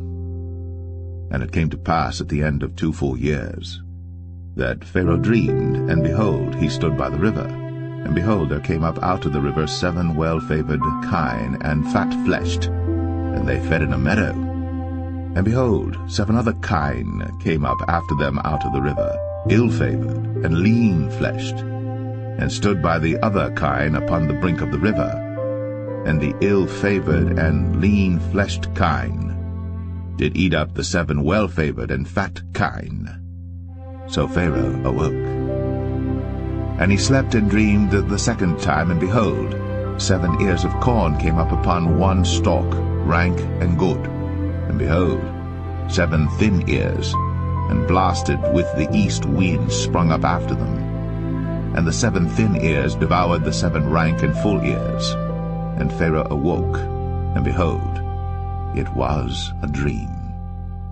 And it came to pass in the morning that his spirit was troubled, and he sent and called for all the magicians of Egypt, and all the wise men thereof. And Pharaoh told them his dream, but there was none that could interpret them unto Pharaoh. Then spake the chief butler unto Pharaoh, saying, I do remember my faults this day. Pharaoh was wroth with his servants, and put me in ward of the captain of the guard's house, both me and the chief baker. And we dreamed a dream in one night, I and he. We dreamed each man according to the interpretation of his dream. And there was there with us a young man, an Hebrew, servant to the captain of the guard. And we told him, and he interpreted to us our dreams. To each man according to his dream he did interpret. And it came to pass, as he interpreted to us, so it was. Me he restored unto mine office, and him he hanged. Then Pharaoh sent and called Joseph, and they brought him hastily out of the dungeon. And he shaved himself, and changed his raiment, and came in unto Pharaoh. And Pharaoh said unto Joseph, I have dreamed a dream, and there is none that can interpret it. And I have heard say of thee, that thou canst understand a dream to interpret it. And Joseph answered Pharaoh, saying, It is not in me. God shall give Pharaoh an answer of peace. And Pharaoh said unto Joseph, In my dream, behold, I stood upon the bank of the river, and behold, there came up out of the river 7 kine, fat-fleshed, and well-favored, and they fed in a meadow. And behold, 7 other kine came up after them, poor, and very ill-favored, and lean-fleshed, such as I never saw in all the land of Egypt for badness. And the lean and the ill-favored kine did eat up the first 7 fat kine. And when they had eaten them up, it could not be known that they had eaten them, but they were still ill-favored, as at the beginning. So I awoke. And I saw in my dream, and behold, 7 ears came up in one stalk, full and good. And behold, 7 ears withered, thin, and blasted with the east wind, sprung up after them. And the thin ears devoured the 7 good ears. And I told this unto the magicians, but there was none that could declare it to me. And Joseph said unto Pharaoh, The dream of Pharaoh is one. God hath shown Pharaoh what he is about to do. The 7 good kine are 7 years, and the 7 good ears are 7 years. The dream is one. And the 7 thin and ill-favored kine that came up after them are 7 years, and the 7 empty ears blasted with the east wind shall be 7 years of famine. This is the thing which I have spoken unto Pharaoh. What God is about to do, he showeth unto Pharaoh. Behold, there come 7 years of great plenty throughout all the land of Egypt, and there shall arise after them 7 years of famine, and all the plenty shall be forgotten in the land of Egypt, and the famine shall consume the land, and the plenty shall not be known in the land by reason of that famine following, for it shall be very grievous. And for that the dream was doubled unto Pharaoh twice. It is because the thing is established by God, and God will shortly bring it to pass. Now therefore let Pharaoh look out a man discreet and wise, and set him over the land of Egypt. Let Pharaoh do this, and let him appoint officers over the land, and take up the 5th part of the land of Egypt in the 7 plenteous years, and let them gather all the food of those good years that come, and lay up corn under the hand of Pharaoh, and let them keep food in the cities. And that food shall be for store to the land against the 7 years of famine, which shall be in the land of Egypt, that the land perish not through the famine. And the thing was good in the eyes of Pharaoh, and in the eyes of all his servants. And Pharaoh said unto his servants, Can we find such a one as this is, a man in whom the Spirit of God is? And Pharaoh said unto Joseph, Forasmuch as God hath shown thee all this, there is none so discreet and wise as thou art. Thou shalt be over my house, and according unto thy word shall all my people be ruled. Only in the throne will I be greater than thou. And Pharaoh said unto Joseph, See, I have set thee over all the land of Egypt. And Pharaoh took off his ring from his hand, and put it upon Joseph's hand, and arrayed him in vestures of fine linen, and put a gold chain about his neck. And he made him to ride in the second chariot which he had. And they cried before him, Bow the knee. And he made him ruler over all the land of Egypt. And Pharaoh said unto Joseph, I am Pharaoh, and without thee shall no man lift up his hand or foot in all the land of Egypt. And Pharaoh called Joseph's name Zaphnath-Paneah, and he gave him to wife Asenath, the daughter of Potipharah, priest of On. And Joseph went out over all the land of Egypt. And Joseph was 30 years old when he stood before Pharaoh, king of Egypt. And Joseph went out from the presence of Pharaoh, and went throughout all the land of Egypt. And in the 7 plenteous years the earth brought forth by handfuls. And he gathered up all the food of the 7 years which were in the land of Egypt, and laid up the food in the cities, the food of the field, which was round about every city, laid he up in the same. And Joseph gathered corn, as the sand of the sea, very much, until he left numbering, for it was without number. And unto Joseph were born 2 sons before the years of famine came, which Asenath, the daughter of Potipharah, priest of On, bare unto him. And Joseph called the name of the firstborn Manasseh, for God, said he, hath made me forget all my toil, and all my father's house. And the name of the second called he Ephraim, for God hath caused me to be fruitful in the land of my affliction. And the 7 years of plenteousness that was in the land of Egypt were ended, and the 7 years of dearth began to come, according as Joseph had said. And the dearth was in all lands, but in all the land of Egypt there was bread. And when all the land of Egypt was famished, the people cried to Pharaoh for bread. And Pharaoh said unto all the Egyptians, Go unto Joseph, what he saith to you, do. And the famine was over all the face of the earth. And Joseph opened all the storehouses, and sold unto the Egyptians, and the famine waxed sore in the land of Egypt.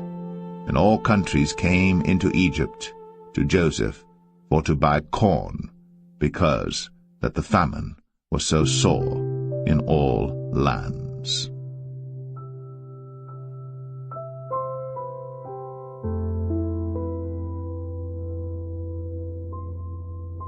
Genesis 42. Now when Jacob saw that there was corn in Egypt, Jacob said unto his sons, Why do you look one upon another? And he said, Behold, I have heard that there is corn in Egypt. Get you down thither, and buy for us from thence, that we may live and not die. And Joseph's 10 brethren went down to buy corn in Egypt.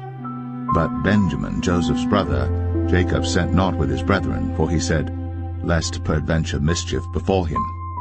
And the sons of Israel came to buy corn among those that came, for the famine was in the land of Canaan. And Joseph was the governor over the land, and he it was that sold to all the people of the land. And Joseph's brethren came, and bowed down themselves before him with their faces to the earth. And Joseph saw his brethren, and he knew them, but made himself strange unto them, and spake roughly unto them. And he said unto them, Whence come ye? And they said, From the land of Canaan to buy food. And Joseph knew his brethren, but they knew not him. And Joseph remembered the dreams which he dreamed of them, and said unto them, Ye are spies, to see the nakedness of the land ye are come. And they said unto him, Nay, my lord, but to buy food are thy servants come. We are all one man's sons, we are true men, thy servants are no spies. And he said unto them, Nay, but to see the nakedness of the land ye are come. And they said, Thy servants are 12 brethren, the sons of one man in the land of Canaan. And behold, the youngest is this day with our father, and one is not. And Joseph said unto them, That is it that I spake unto you, saying, Ye are spies. Hereby ye shall be proved. By the life of Pharaoh ye shall not go forth hence, except your youngest brother come hither. Send one of you, and let him fetch your brother, and ye shall be kept in prison, that your words may be proved, whether there be any truth in you, or else by the life of Pharaoh surely ye are spies. And he put them all together into ward 3 days. And Joseph said unto them the 3rd day, This do and live, for I fear God. If ye be true men, let one of your brethren be bound in the house of your prison. Go ye, carry corn for the famine of your houses. But bring your youngest brother unto me, so shall your words be verified, and ye shall not die. And they did so. And they said one to another, We are verily guilty concerning our brother, in that we saw the anguish of his soul when he besought us, and we would not hear. Therefore is this distress come upon us. And Reuben answered them, saying, Spake I not unto you, saying, Do not sin against the child? And ye would not hear. Therefore, behold, also his blood is required. And they knew not that Joseph understood them, for he spake unto them by an interpreter. And he turned himself about from them, and wept, and returned to them again, and communed with them, and took from them Simeon, and bound him before their eyes. Then Joseph commanded to fill their sacks with corn, and to restore every man's money into his sack, and to give them provision for the way. And thus did he unto them. And they laded their asses with the corn, and departed thence. And as one of them opened his sack, to give his ass provender in the inn, he espied his money, for behold, it was in his sack's mouth. And he said unto his brethren, My money is restored, and lo, it is even in my sack. And their heart failed them, and they were afraid, saying one to another, What is this that God hath done unto us? And they came unto Jacob their father unto the land of Canaan, and told him all that befell unto them, saying, The man who is the Lord of the land spake roughly to us, and took us for spies of the country. And we said unto him, We are true men, we are no spies. We be 12 brethren, sons of our father, one is not, and the youngest is this day with our father in the land of Canaan. And the man, the Lord of the country, said unto us, Hereby shall I know that ye are true men. Leave one of your brethren here with me, and take food for the famine of your households, and be gone. And bring your youngest brother unto me. Then shall I know that ye are no spies, but that ye are true men. So will I deliver you your brother, and ye shall traffic in the land. And it came to pass, as they emptied their sacks, that, behold, every man's bundle of money was in his sack. And when both they and their father saw the bundles of money, they were afraid. And Jacob their father said unto them, Me have ye bereaved my children. Joseph is not, and Simeon is not, and ye will take Benjamin away? All these things are against me. And Reuben spake unto his father, saying, Slay my 2 sons, if I bring him not to thee. Deliver him into my hand, and I will bring him to thee again. And he said, My son shall not go down with you, for his brother is dead, and he is left alone. If mischief befall him by the way in the which ye go, then shall ye bring down my gray hairs with sorrow to the grave.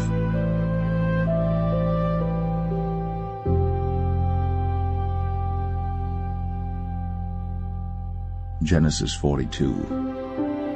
Now when Jacob saw that there was corn in Egypt, Jacob said unto his sons, Why do you look one upon another? And he said, Behold, I have heard that there is corn in Egypt. Get you down thither, and buy for us from thence, that we may live and not die. And Joseph's 10 brethren went down to buy corn in Egypt. But Benjamin, Joseph's brother, Jacob sent not with his brethren, for he said, Lest peradventure mischief befall him. And the sons of Israel came to buy corn among those that came, for the famine was in the land of Canaan. And Joseph was the governor over the land, and he it was that sold to all the people of the land. And Joseph's brethren came, and bowed down themselves before him with their faces to the earth. And Joseph saw his brethren, and he knew them, but made himself strange unto them, and spake roughly unto them. And he said unto them, Whence come ye? And they said, From the land of Canaan to buy food. And Joseph knew his brethren, but they knew not him. And Joseph remembered the dreams which he dreamed of them, and said unto them, Ye are spies. To see the nakedness of the land ye are come. And they said unto him, Nay, my lord, but to buy food are thy servants come. We are all one man's sons, we are true men, thy servants are no spies. And he said unto them, Nay, but to see the nakedness of the land ye are come. And they said, Thy servants are 12 brethren, the sons of one man in the land of Canaan. And behold, the youngest is this day with our father, and one is not. And Joseph said unto them, That is it that I spake unto you, saying, Ye are spies. Hereby ye shall be proved. By the life of Pharaoh ye shall not go forth hence, except your youngest brother come hither. Send one of you, and let him fetch your brother, and ye shall be kept in prison, that your words may be proved, whether there be any truth in you, or else by the life of Pharaoh surely ye are spies. And he put them all together into ward 3 days. And Joseph said unto them the 3rd day, This do and live, for I fear God. If ye be true men, let one of your brethren be bound in the house of your prison. Go ye, carry corn for the famine of your houses. But bring your youngest brother unto me. So shall your words be verified, and ye shall not die. And they did so. And they said one to another, We are verily guilty concerning our brother, in that we saw the anguish of his soul when he besought us, and we would not hear. Therefore is this distress come upon us. And Reuben answered them, saying, Spake I not unto you, saying, Do not sin against the child? And ye would not hear. Therefore, behold, also his blood is required. And they knew not that Joseph understood them, for he spake unto them by an interpreter. And he turned himself about from them, and wept, and returned to them again, and communed with them, and took from them Simeon, and bound him before their eyes. Then Joseph commanded to fill their sacks with corn, and to restore every man's money into his sack, and to give them provision for the way. And thus did he unto them. And they laded their asses with the corn, and departed thence. And as one of them opened his sack, to give his ass provender in the inn, he espied his money, for behold, it was in his sack's mouth. And he said unto his brethren, My money is restored, and lo, it is even in my sack. And their heart failed them, and they were afraid, saying one to another, What is this that God hath done unto us? And they came unto Jacob their father unto the land of Canaan, and told him all that befell unto them, saying, The man who is the Lord of the land spake roughly to us, and took us for spies of the country. And we said unto him, We are true men, we are no spies. We be 12 brethren, sons of our father, one is not, and the youngest is this day with our father in the land of Canaan. And the man, the Lord of the country, said unto us, Hereby shall I know that ye are true men. Leave one of your brethren here with me, and take food for the famine of your households, and be gone. And bring your youngest brother unto me. Then shall I know that ye are no spies, but that ye are true men. So will I deliver you your brother, and ye shall traffic in the land. And it came to pass, as they emptied their sacks, that, behold, every man's bundle of money was in his sack. And when both they and their father saw the bundles of money, they were afraid. And Jacob their father said unto them, Me have ye bereaved of my children. Joseph is not, and Simeon is not, and ye will take Benjamin away? All these things are against me. And Reuben spake unto his father, saying, Slay my 2 sons, if I bring him not to thee. Deliver him into my hand, and I will bring him to thee again. And he said, My son shall not go down with you, for his brother is dead, and he is left alone. If mischief befall him by the way, in the which ye go, then shall ye bring down my gray hairs with sorrow to the grave.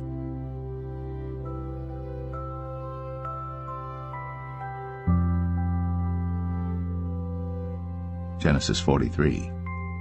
And the famine was sore in the land. And it came to pass, when they had eaten up the corn which they had brought out of Egypt, their father said unto them, Go again, buy us a little food. And Judah spake unto him, saying, The man did solemnly protest unto us, saying, Ye shall not see my face, except your brother be with you. If thou wilt send our brother with us, we will go down and buy thee food. But if thou wilt not send him, we will not go down. For the man said unto us, Ye shall not see my face, except your brother be with you.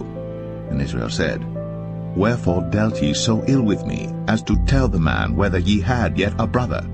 And they said, The man asked us straitly of our state, and of our kindred, saying, Is your father yet alive? Have ye another brother? And we told him according to the tenor of these words. Could we certainly know that he would say, Bring your brother down? And Judah said unto Israel his father, Send the lad with me, and we will arise and go, that we may live and not die, both we and thou, and also our little ones. I will be surety for him. Of my hand shalt thou require him. If I bring him not unto thee, and set him before thee, then let me bear the blame forever. For except we had lingered, surely now we had returned this second time. And their father Israel said unto them, If it must be so now, do this.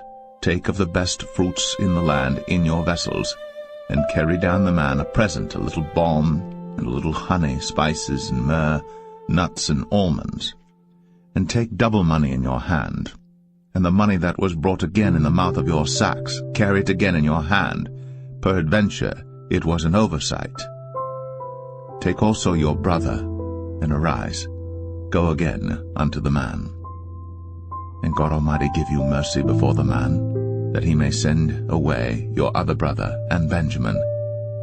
If I be bereaved of my children, I am bereaved. And the men took that present, and they took double money in their hand, and Benjamin, and rose up, and went out to Egypt, and stood before Joseph. And when Joseph saw Benjamin with them, he said to the ruler of his house, Bring these men home, and slay, and make ready, for these men shall dine with me at noon. And the man did as Joseph bade, and the man brought the men into Joseph's house.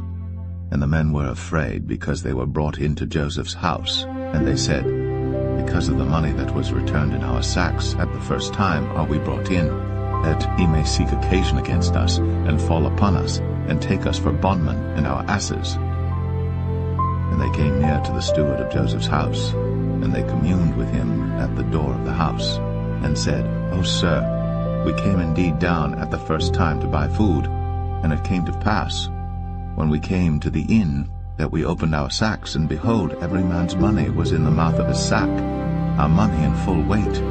And we have brought it again in our hand, and other money have we brought down in our hands to buy food. We cannot tell who put our money in our sacks. And he said, Peace be to you, fear not. Your God, and the God of your father, hath given you treasure in your sacks. I had your money. And he brought Simeon out unto them. And the man brought the men into Joseph's house, and gave them water, and they washed their feet, and he gave their asses provender. And they made ready the present against Joseph came at noon, for they heard that they should eat bread there. And when Joseph came home, they brought him the present which was in their hand into the house, and bowed themselves to him to the earth. And he asked them of their welfare, and said, Is your father well?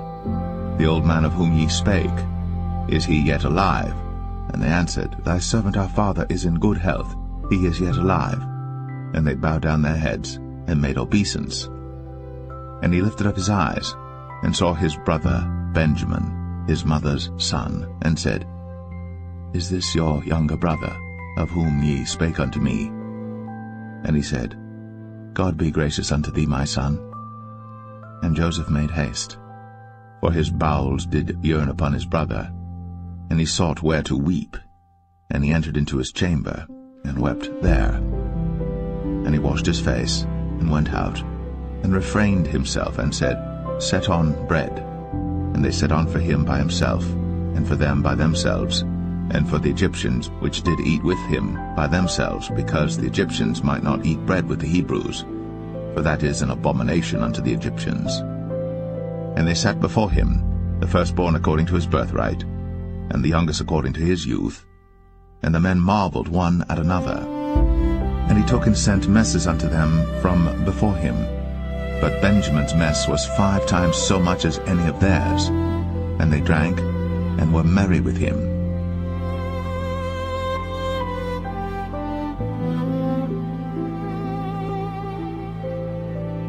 Genesis 44.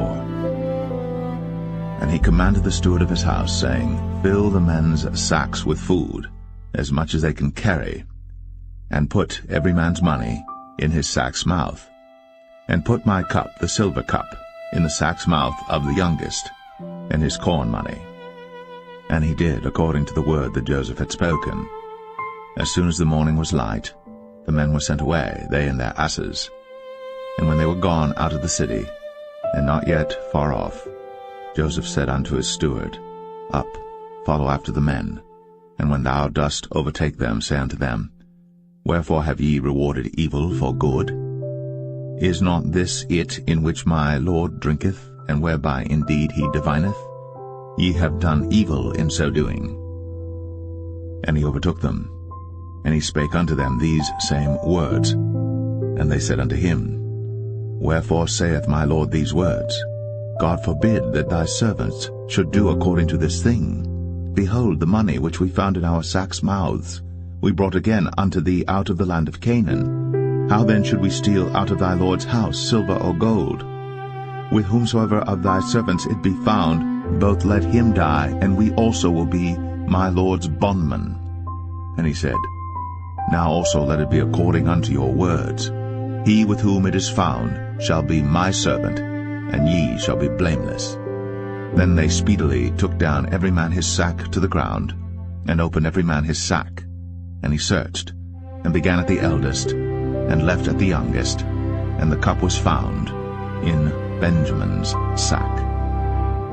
Then they rent their clothes, and laded every man his ass, and returned to the city. And Judah and his brethren came to Joseph's house, for he was yet there, and they fell before him on the ground. And Joseph said unto them, What deed is this that ye have done? Wot ye not that such a man as I can certainly divine? And Judah said, What shall we say unto my Lord? What shall we speak? Or how shall we clear ourselves? God hath found out the iniquity of thy servants. Behold, we are my Lord's servants, both we, and he also with whom the cup is found. And he said, God forbid that I should do so. But the man in whose hand the cup is found, he shall be my servant. And as for you, get you up in peace unto your father. Then Judah came near unto him and said, O my Lord, let thy servant, I pray thee, speak a word in my Lord's ears, and let not thine anger burn against thy servant, for thou art even as Pharaoh. My Lord asked his servants, saying, Have ye a father or a brother? And we said unto my Lord, We have a father, an old man, and a child of his old age, a little one. And his brother is dead, and he alone is left of his mother, and his father loveth him. And thou saidst unto thy servants, Bring him down unto me, that I may set mine eyes upon him. And we said unto my Lord, The lad cannot leave his father, for if he should leave his father would die. And thou saidst unto thy servants, Except your youngest brother come down with you, ye shall see my face no more. And it came to pass, when we came up unto thy servant my father, we told him the words of my Lord. And our father said, Go again, and buy us a little food. And we said, We cannot go down. If our youngest brother be with us, then we will go down. For we may not see the man's face, except our youngest brother be with us. And thy servant my father said unto us, Ye know that my wife bare me 2 sons, and the one went out from me, and I said, Surely he is torn in pieces, and I saw him not since. And if ye take this also from me, and mischief before him, ye shall bring down my gray hairs with sorrow to the grave. Now therefore, when I come to thy servant my father, and the lad be not with us, seeing that his life is bound up in the lad's life, it shall come to pass, when he seeth that the lad is not with us, that he will die, and thy servants shall bring down the gray hairs of thy servant our father with sorrow to the grave. For thy servant became surety for the lad unto my father, saying, If I bring him not unto thee, then I shall bear the blame to my father forever. Now therefore, I pray thee, let thy servant abide instead of the lad, a bondman to my lord, and let the lad go up with his brethren. For how shall I go up to my father, and the lad be not with me, lest peradventure I see the evil that shall come on my father?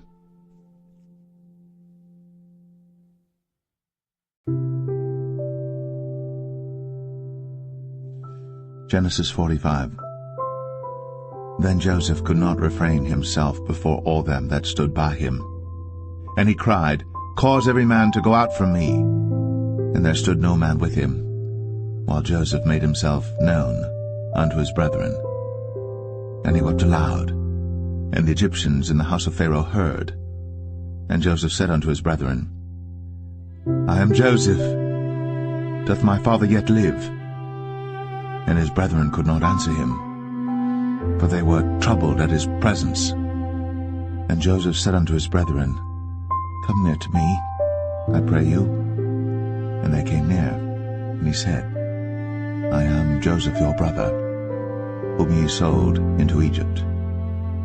Now therefore be not grieved, nor angry with yourselves, that ye sold me hither, for God did send me before you to preserve life. For these 2 years hath the famine been in the land, and yet there are 5 years, in the which there shall neither be earing nor harvest.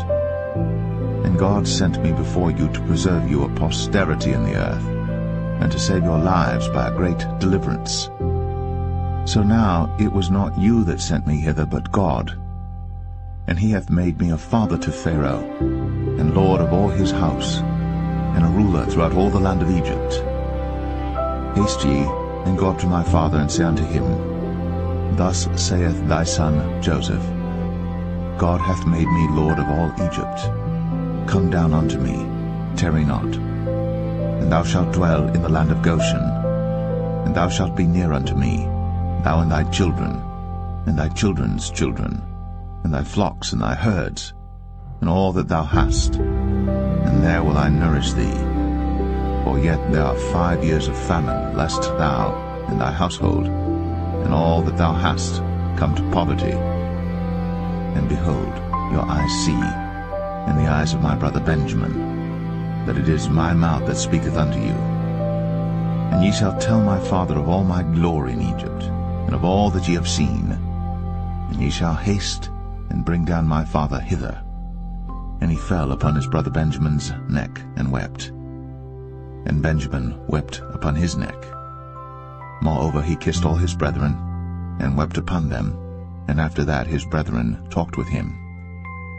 And the fame thereof was heard in Pharaoh's house, saying, Joseph's brethren are come. And it pleased Pharaoh well, and his servants.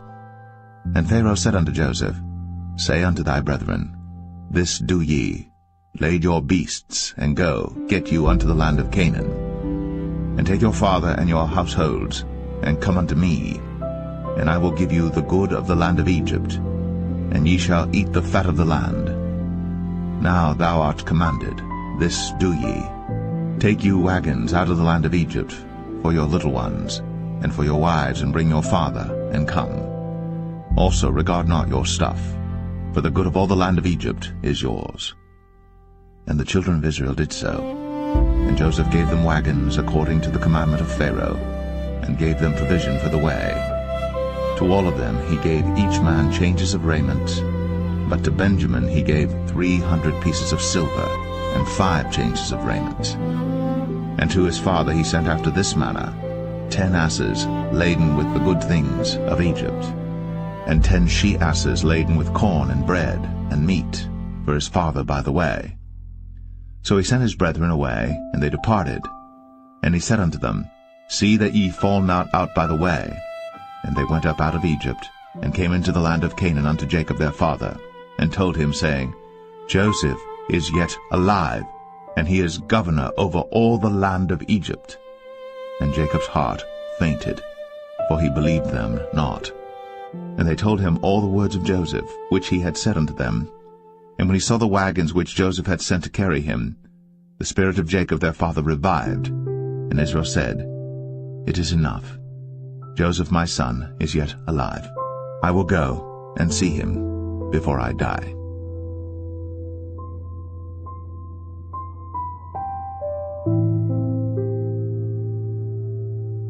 Genesis 46.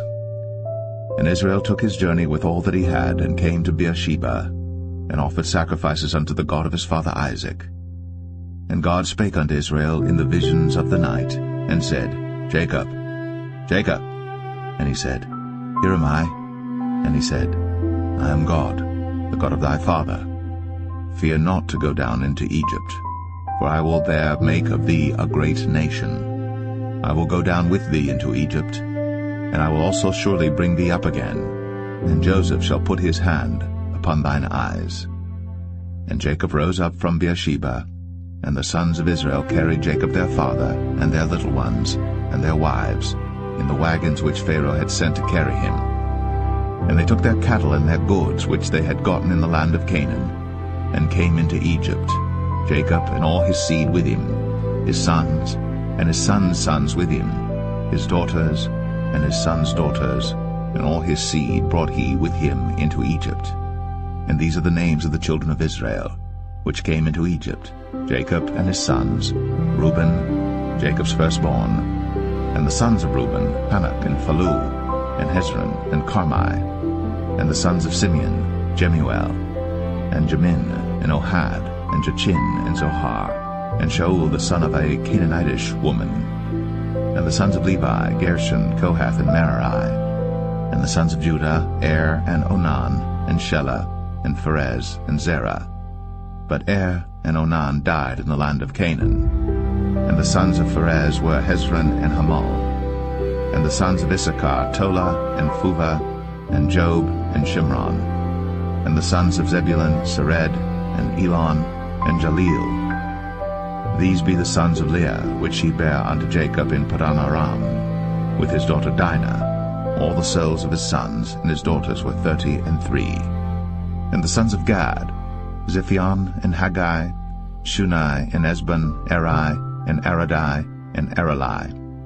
And the sons of Asher, Jimnah, and Ishua, and Isui, and Beriah, and Sarah their sister.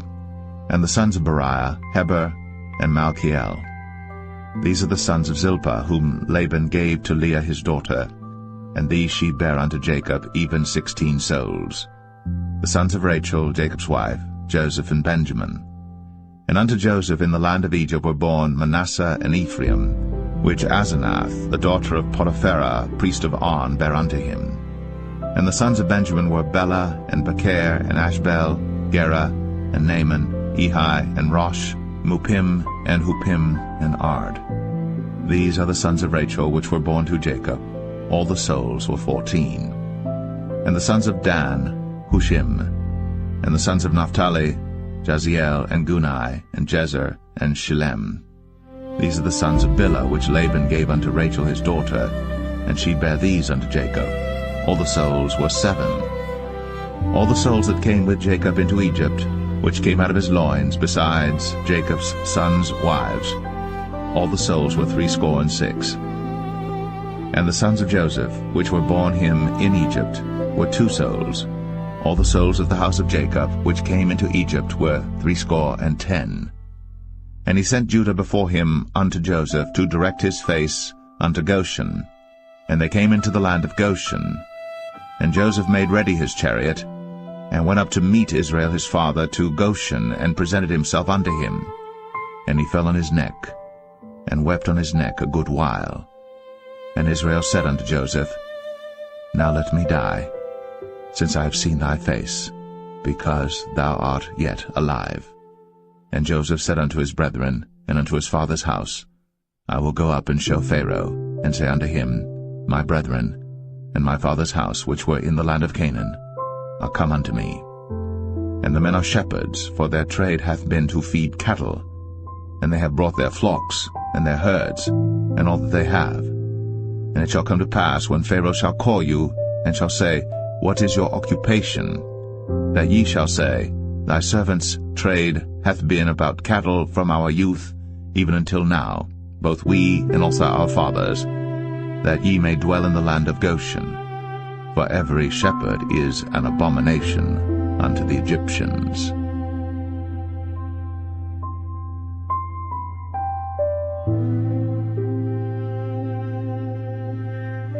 Genesis 47.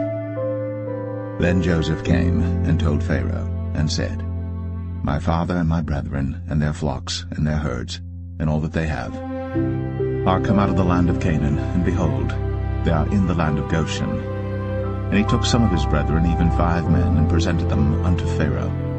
And Pharaoh said unto his brethren, What is your occupation? And they said unto Pharaoh, Thy servants are shepherds, both we and also our fathers.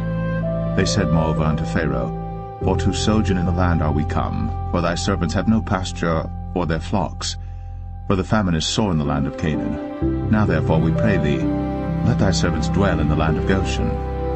And Pharaoh spake unto Joseph, saying, Thy father and thy brethren are come unto thee. The land of Egypt is before thee. In the best of the land make thy father and brethren to dwell. In the land of Goshen let them dwell. And if thou knowest any men of activity among them, then make them rulers over my cattle. And Joseph brought in Jacob his father, and set him before Pharaoh. And Jacob blessed Pharaoh. And Pharaoh said unto Jacob, How old art thou? And Jacob said unto Pharaoh, The days of the years of my pilgrimage are 130 years. Few and evil have the days of the years of my life been, and have not attained unto the days of the years of the life of my fathers in the days of their pilgrimage. And Jacob blessed Pharaoh, and went out from before Pharaoh. And Joseph placed his father and his brethren, and gave them a possession in the land of Egypt, in the best of the land, in the land of Ramses, as Pharaoh had commanded. And Joseph nourished his father and his brethren, and all his father's household, with bread according to their families. And there was no bread in all the land, for the famine was very sore, so that the land of Egypt and all the land of Canaan fainted by reason of the famine. And Joseph gathered up all the money that was found in the land of Egypt and in the land of Canaan, for the corn which they bought. And Joseph brought the money into Pharaoh's house. And when money failed in the land of Egypt and in the land of Canaan, all the Egyptians came unto Joseph, and said, Give us bread, for why should we die in thy presence? For the money faileth. And Joseph said, Give your cattle, and I will give you for your cattle, if money fail. And they brought their cattle unto Joseph, and Joseph gave them bread in exchange for horses, and for the flocks, and for the cattle of the herds, and for the asses, and he fed them with bread for all their cattle for that year.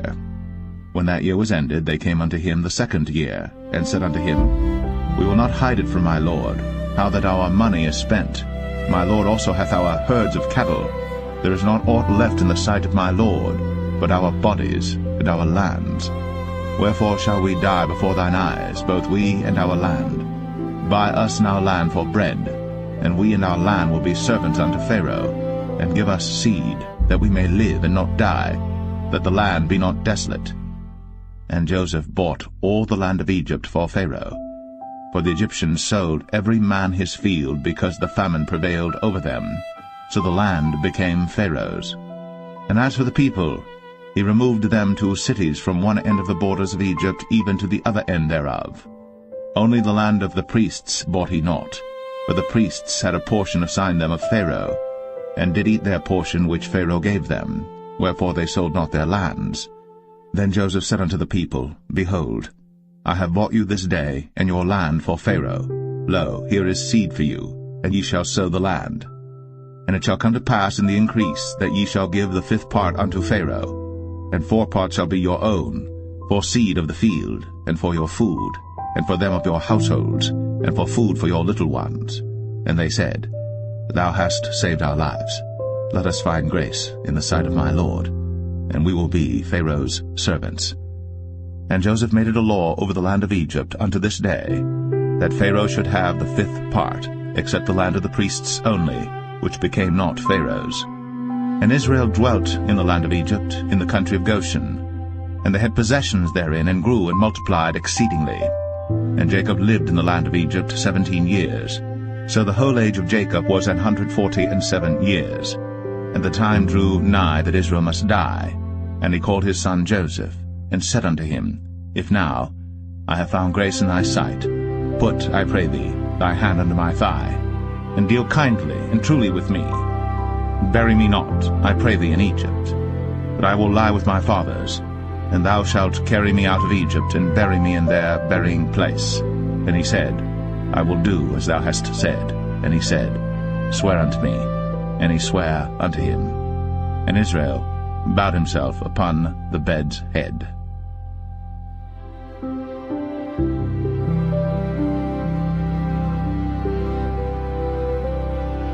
Genesis 48. And it came to pass after these things, that one told Joseph, Behold, thy father is sick. And he took with him his 2 sons, Manasseh and Ephraim. And one told Jacob, and said, Behold, thy son Joseph cometh unto thee. And Israel strengthened himself, and sat upon the bed. And Jacob said unto Joseph, God Almighty appeared unto me at Luz in the land of Canaan, and blessed me, and said unto me, Behold, I will make thee fruitful, and multiply thee, and I will make of thee a multitude of people, and will give this land to thy seed after thee for an everlasting possession. And now thy 2 sons, Ephraim and Manasseh, which were born unto thee in the land of Egypt before I came unto thee into Egypt, are mine. As Reuben and Simeon they shall be mine. And thy issue which thou begettest after them shall be thine, and shall be called after the name of their brethren in their inheritance. And as for me, when I came from Padan, Rachel died by me in the land of Canaan in the way, when yet there was but a little way to come unto Ephrath. And I buried her there in the way of Ephrath, the same as Bethlehem. And Israel beheld Joseph's sons, and said, Who are these? And Joseph said unto his father, They are my sons, whom God hath given me in this place. And he said, Bring them, I pray thee, unto me, and I will bless them. Now the eyes of Israel were dim for age, so that he could not see. And he brought them near unto him, and he kissed them, and embraced them. And Israel said unto Joseph, I had not thought to see thy face, and lo, God hath shown me also thy seed. And Joseph brought them out from between his knees, and he bowed himself with his face to the earth. And Joseph took them both, Ephraim in his right hand toward Israel's left hand, and Manasseh in his left hand toward Israel's right hand, and brought them near unto him. And Israel stretched out his right hand, and laid it upon Ephraim's head, who was the younger, and his left hand upon Manasseh's head, guiding his hands wittingly, for Manasseh was the firstborn.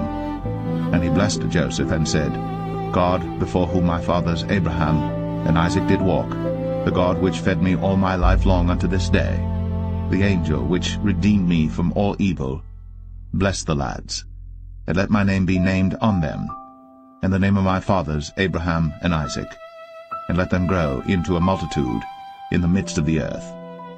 And when Joseph saw that his father laid his right hand upon the head of Ephraim, it displeased him, and he held up his father's hand to remove it from Ephraim's head unto Manasseh's head. And Joseph said unto his father, Not so, my father, for this is the firstborn, put thy right hand upon his head. And his father refused, and said, I know it, my son, I know it. He also shall become a people, and he also shall be great.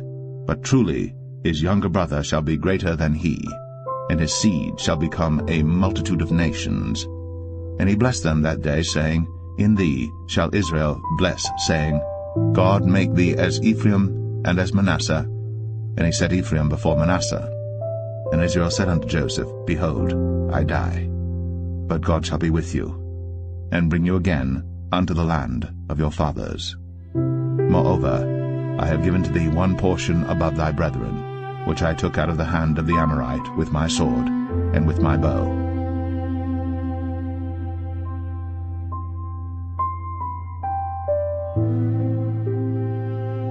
Genesis 49. And Jacob called unto his sons, and said, Gather yourselves together, that I may tell you that which shall befall you in the last days. Gather yourselves together, and hear, ye sons of Jacob, and hearken unto Israel your father. Reuben, thou art my firstborn, my might, and the beginning of my strength, the excellency of dignity, and the excellency of power.